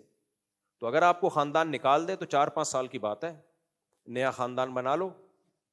اتنا بڑا ہو جائے گا کہ آپ کے خاندان والے آپ کے خاندان کے بارے میں بتا رہے ہوں گے کہ یار ہم بھی اس کے خاندان کے لوگ ہیں، اور آپ اس خاندان کو نکال رہے ہو گے، نکلو تم میری شادی میں آئی نہیں، نکلو یہاں سے. یہ ٹینشن کی بلا وجہ کی لی ہوئی ہے. جو آدمی کما رہا ہے نا وہ کسی کا محتاج نہیں ہے. ہاں ماں باپ کی خدمت کرنا، ان کے وہ تو چاہے کما رہے ہو نہیں کما رہے ہو، وہ ساری زندگی کرنی ہے خدمت، وہ تو ویسے ہی کرنی ہے. خاندان رکھے یا نہیں رکھے تو وہ الگ گھر میں رہ کے بھی کی جا سکتی ہے. مفتی صاحب عرض ہے کہ میرا ایک بیٹا محمد عبداللہ 32 سال، پورا خاندان کا شرح نسب بیان کر دیا ماشاء اللہ. دیندار مفتی صاحب میں شادی شدہ ہوں, میری ایک بیٹی ہے, میں جس کمپنی میں ہوں وہاں مجھے ایک لڑکی پسند آ گئی ہے اور اس لڑکی کی منگنی ہو چکی ہے اور مجھے پسند ہے. مجھے سمجھ نہیں آ رہا کہ وہ لڑکی ہاں کرے گی یا نہ کرے گی. جب ایک جگہ اس لڑکی کی بات ہو گئی ہے تو حدیث میں صراحتاً منع ہے کہ کسی کے پیغام پہ پیغام نہ بھیجا کرو, کباب میں ہڈی نہ بنا کرو, بالکل ناجائز ہے. جب اس کی بات ہو گئی ہے تو بس دماغ ہٹا لو وہاں سے, کہیں اس کو پیغام بھی نہ بھیجو, کوئی بات نہ کرو اس سے. نماز میں الٹے آنکھ سے آنسو نکلتے ہیں اور ویسے نارمل کیا لکھا ہے روٹین میں نہیں نکلتے, صرف نماز میں ہی نکلتے ہیں. کیا کیا جائے؟ کچھ بھی نہیں کیا جائے, نکلنے دیں. یعنی آپ چاہ رہے ہیں کہ میں دعا کروں کہ سیدھی آنکھ سے بھی نکلے, یہ چاہ رہے ہیں. جس انسان کو غصہ زیادہ آتا ہو تو وہ اپنے غصے پہ کیسے قابو کرے؟ غصہ آنے کی دو وجوہات ہوتی ہیں, ایک فزیکلی کچھ انفٹ ہوتا ہے آدمی, اور بعض دفعہ تکبر ہوتا ہے یا ویسے ہی برداشت نہیں ہوتی. تو جو تکبر ہے, برداشت ہی نہیں ہے, اس کا علاج تو یہ ہے کہ سوچے کہ ہم تواضع پیدا کریں بھائی اپنے اندر. جب بھی غصہ آئے تو جرمانہ دے, کوئی سزا دے, اپنے آپ کو سزا متعین کرے کہ جب بھی میں ہائپر ہوں گا تو کچھ اتنے پیسے صدقہ کروں گا تاکہ یہ بات بات پہ ہائپر نہ ہو جایا کروں میں. اور کچھ کمزوری بھی ہوتی ہے جس کی وجہ سے انسان کو نیند پوری نہیں ہوتی. میری نیند پوری نہ ہو, میری تو کھوپڑی کام نہیں کر رہی ہوتی, اس لیے میں نیند کو بہت فوکس کرتا ہوں, نیند لازمی پوری کرنی ہے. تو نیند پوری نہیں ہوئی بعض دفعہ آپ کی, یا آپ کو کوئی کمزور ہے, کمزور آدمی کو بہت غصہ آتا ہے, کر کچھ نہیں سکتا, کانپتا رہتا ہے غصے, اپنے آپ کو ہی کھا کے ختم کر دیتا ہے غصے میں. تو اس لیے جم جاؤ, جاگنگ کرو, خوراک ٹائٹ رکھو. صحت مند آدمی کو جلدی غصہ نہیں آتا, نارمل رہتا ہے, خوش رہتا ہے, ہیلو ہائی ہائی فائن. بچے زیادہ ہوں تو بھی آدمی خوش رہتا ہے, حقیقت ہے, کیونکہ بچے بہت مینٹلی ہیلتھ کا ذریعہ بنتے ہیں, خوش رکھتے ہیں انسان کو. گھر جائے گا ہر بچہ بندر کی طرح نہ کہیں اپنے ایک الگ کام میں لگا ہوا ہوتا ہے. اب میں 2 بچوں کو دعوت میں لے گیا, وہ کسی نے گفٹ دے دیے, تو ایک بچے کو, وہ چھوٹا بچہ بالکل اتنا پدا سا, وہ اس کو ویسکوٹ دے دی اور ایک گفٹ کا ڈبہ, وہ بھائی اس کی تو چال ہی چینج ہو گئی, ایسے چل رہا ہے. میں نے کہا یار اس کا اسٹائل ہی چینج ہو گیا. تو بچوں کی ہر حرکت اچھی لگتی ہے بشرطے کہ خود انسان کی کھوپڑی صحیح ہو. خود ہی فرعون بنا ہوا ہے تو پھر تو بچے اس کو برے لگیں گے. معلوم ہے تکبر ہوتا ہے. ایک صحابی نبی کے پاس آئے, ایک سردار تھے اپنی قوم کے, تو نبی صلی اللہ علیہ وسلم نے حضرت حسن حسین کو پیار کیا نا. اس نے کہا کہ میں تو اپنے, میرے 10 بیٹے ہیں, میں نے آج تک کبھی کسی کو پیار ویار نہیں کیا ہے. دماغ سردار تھے تو بھائی ہم بچوں کو کیوں پیار کریں. تو آپ صلی اللہ علیہ وسلم نے فرمایا کہ جو رحم نہیں کرتا اللہ اس پہ رحم نہیں کرتا. دیکھو ہمارے نبی سے بڑے سردار تو نہیں تھے نا, وہ آپ سے بڑا تو کوئی سردار پوری کائنات میں اللہ کے بعد سب سے افضل کون ہے؟ محمد صلی اللہ علیہ وسلم. لیکن بچوں سے پیار کر رہے ہیں, گود میں بٹھا رہے ہیں, اپنی پشت پہ بٹھا رہے ہیں, خطبہ گود میں دے کے پڑھایا آپ نے, نماز میں اپنی نواسی کو کندھے پہ بٹھا کے نماز پڑھائی. تو انسان تواضع کے ساتھ زندگی گزارے, خود بھی انجوائے کرتا ہے لائف کو, دوسرے اور مکھی بٹھا کے رکھے گا نا, مجھے ایکچولی رسپیکٹ. آخری بات, داماد 2 قسم کے ہوتے ہیں. ایک ہوتے ہیں جب سسرال میں آئے گا نا, سسرال والوں کے لیے ٹینشن بن کے آئے گا کہ ان کو رسپیکٹ دو. میری ایک جگہ شادی ہوئی بھی ہے, ابھی بھی, یعنی ہوئی نہیں تھی, ہوئی بھی ابھی بھی باقی ہے, نام نہیں بتاؤں گا. ان کے یہاں جب میں جاتا نا, اب تو میں جاتا بہت کم, ٹائم نہیں ہے, پہلے تو سسرال بہت جانا ہوتا تھا. تو میں کوئی تواضع میں نہیں کہہ رہا, میری عادت ہی نہیں ہے کہ کھلا دیا ٹھیک ہے, نہیں کھلایا تو چلو نہیں کھلایا, کچھ بھی کھلا دیا کھا لیا, اگر کچھ پسند ہے تو بتا دیا. میری عادت تھی, میں جاتا تھا, بیٹھتا تھا, کہیں جگہ مل گئی ٹھیک ہے بھائی, ہم تو اپنے خرچے پہ ہیں نا, نہیں کھلایا تو جا کے کھا لیں گے نا باہر, اس میں کیا جا رہا ہے. تو وہ کہتے تھے کھاؤ بیٹا یہ کھاؤ, لسی پہ تو اتنی بڑی لسی کا گلاس لا کے رکھ دیتے تھے, وہ اس کے پینے کے بعد کوئی کھانچا بچتا ہی نہیں آدمی کا. تو خیر, تو ان کے گھر میں ایک اور داماد آ گیا. پھر ان کو پتا چلا داماد کتنی بڑی ٹینشن ہوتا ہے. جب ہماری سالی کی شادی تو ایک اور داماد آ گیا. وہ داماد آ کے بیٹھتا تھا, مجھے پوچھا کیوں نہیں, میں اتنی دیر سے بیٹھا ہوا, مجھے کسی نے. ایسے بھی ہوتے ہیں, ایک ریلیٹیو تھے ہمارے, ان کے بھی وہ عجیب ٹینشن یار, وہ بہنوئی تھے کسی کے, جب ان کے گھر میں جاتے تو ایک دن میں بھی بیٹھا ہوا تھا, میری موجودگی میں آ گئے, آدھے گھنٹے سے میں یہاں بیٹھا ہوا ہوں, کوئی پوچھا ہی نہیں کسی نے, نہ چائے کا نہ پانی کا, آپ ان کو سمجھاتے نہیں ہو. میں نے کہا مجھے بھی نہیں پوچھا تو میں ان کو کیسے سمجھاؤں گا, تو تم ہم دونوں اکٹھے ہی بیٹھے ہوئے. میں نے کہا پی لو جا کے, کولر رکھا ہوا ہے, پانی پی لو یار, اور اگر پوچھا نہیں ہے تو خود منہ سے پھوٹ دو یار, چائے چاہیے ہمیں. منہ سے پھوٹتے ہوئے کیا جا رہا ہے, کیا جا رہا ہے اس میں بھائی؟ میں تو بول دیتا ہوں یار کوئی چائے مل جائے گی بھائی. مجھے وہ نادر علی کا نا کلپ دیکھا ہوگا آپ نے, نادر علی کہہ رہا ہے مفتی صاحب کھانا کھا کے جائیں گے یا بغیر کھانے کے؟ میں نے کہا کھا کے جاؤں گا, بھوک لگ رہی ہے. وہ کلپ بڑا وائرل ہوا ہے. وہ کہہ رہا تھا کھانا کھانا ہے یعنی, میں نے کہا بھوک لگ رہی ہے کھلا دے بھائی تو. تو اتنا تکلف کیوں کر رہے ہو؟ منہ سے بھوک لگ رہی ہے بول دو یار. اگر اگلا بول دے نہیں کھلا سکتا تو بولو پھر پوچھا کیوں تھا, بول تو پوچھو ہی نہیں پھر. تو میری عادت یہ ہے جا کے میں خود ہی بول دیتا ہوں یار کڑک سی چائے دے دو یا کھانا دے دو یا فلانا دے دو, بول دو یار. تو وہ آ کے مجھے پوچھا نہیں ہے میرے سے, یہاں کو ہر وقت ان کا سسرال میں نا پھڈا ہی ہوتا تھا. ایک دن کیا ہوا, انہوں نے کہیں شادی وادی کی, ہاں انہوں نے کیا, میں نے ہی شادی کی تھی, مجھے یاد آیا, کوئی دوسری تھی پتہ نہیں تیسری تھی.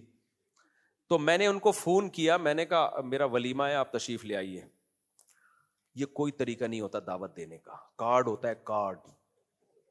مجھے کہہ رہے ہیں کارڈ ہوتا ہے باقاعدہ. اب اتنا پرانا قصہ ہے اور نہیں پتا چلے گا کس کی بات ہو رہی ہے, کیونکہ میری شادی کو بھی بہت ٹائم ہو گیا نا, وہ والی شادی کو جس کی بات کر رہا ہوں میں. تو اگر وہ ان کو سمجھ بھی گئے نا تو میں بولوں گا یہ والی نہیں, اگلی وہ دوسری والی شادی تھی. ہمارے پاس اتنی شادیاں ہیں کہ کوئی بھی فٹ کر سکتے ہیں ہم, یہ بھی ہمارے پاس آپشن. کسی اگر سالے کو برا لگے کہ میری بات ہو رہی ہے تو کسی اور پہ ڈال دوں گا, تو تیری تھوڑی, اتنے سالے بھی اتنے سارے ہیں ہمارے پاس. تو اللہ کے فضل سے اللہ نظر بس سے بچائے. خیر, تو میں نے ان کو کہا, میں نے کہا میرا ولیمہ ہے آپ تشریف لیں. انہوں نے کہا یہ کوئی طریقہ نہیں ہوتا, کارڈ ہوتا ہے, کوئی تمیز سے انویٹیشن ہوتی ہے. تو میں نے ان کو تو کچھ نہیں کہا. میں نے کہا اچھا, میں نے کہا دل میں سوچا آنا ہے آ جا, ورنہ بیٹھا رہے وہاں پہ. سب کو کارڈ دے رہے ہوتے تو تجھے بھی دے دیتے بھائی, نہیں دے رہے, ہم فون پہ ہی چلا رہے ہیں سب کو. تو جب انسان کی یہ ناک پہ پکی بھی ایسے ہوتے ہیں, ہر سوسائٹی میں ہر خاندان میں ایک داماد سڑا ہوا ہوتا ہے. جب آئے گا نا آدمی کہے گا کمبخت کو رسپیکٹ دو, بے غیرت کو. اب بیٹی دی ہوئی ہے, ظاہر ہے عزت دینی پڑتی ہے اس خبیث کو. دل نہیں چاہ رہا ہوتا لیکن آدمی بیٹی کی خاطر اس کو یا بہنوئی کو عزت دے رہا ہوتا ہے, بہن کی خاطر ہے. ہر خاندان میں یہ اچھے لوگ نہیں ہوتے. نہ ٹینشن لو نہ ٹینشن دو یار. جب کماتا ہے نا آدمی اپنا تو کیوں کسی کا محتاج ہے بھائی. تو عزت مل گئی ٹھیک ہے, نہیں ملی بےزتی نہ کریں, بس اتنا کافی ہے. بےزتی نہ کریں, بےزتی برداشت نہیں ہوتی. لیکن عزت نہیں دے رہے تو کوئی بات نہیں ہے, کوئی اتنا بڑا ایشو نہیں ہے. تو یہ چھوٹی چھوٹی جو ناک پہ مکھیاں بٹھا کے رہتے ہیں نا, یہ دوسروں کو کم ٹینشن دیتے ہیں, خود ڈپریشن میں گھل گھل کے ختم ہو جاتے ہیں. ایک دن اٹیک سے انتقال آ جاتا ہے, جی برین ہیمریج سے حضرت کا انتقال ہو گیا. تو تکبر بہت بری. شیطان نے تکبر کیا تھا, فل ٹینشن میں آ گیا. کہہ دیتا اللہ کہہ رہے سجدہ کر لے, نہیں دل چاہ رہا تھا, ایک دفعہ سر جھکا دیتا, ہمیں بھی جہنم میں جانے سے بچ جاتے, کم بخت خود بھی بچ جاتا. عزت ہو جاتی تیری یار, اکڑ پہ اکڑتا چلا جا رہا ہے اور جائے گا بھی جہنم میں بھی. بڑے پھڈے ہوں گے شیطان کے ساتھ, قرآن کہتا ہے. لوگ کہیں گے تو نے مروایا ہمیں, شیطان کہے گا میں تو خود مر رہا ہوں بھائی, میں کہاں سے تمہیں مرواؤں گا. تو تکبر بہت بری چیز ہے, نارمل رہنا چاہیے, سمجھ رہے ہو, تواضع کے ساتھ رہنا چاہیے, ناک پہ مکھی نہیں بٹھانی چاہیے. اللہ سب کو عمل کی توفیق عطا فرمائے. چلو وہ کافی ہو گیا.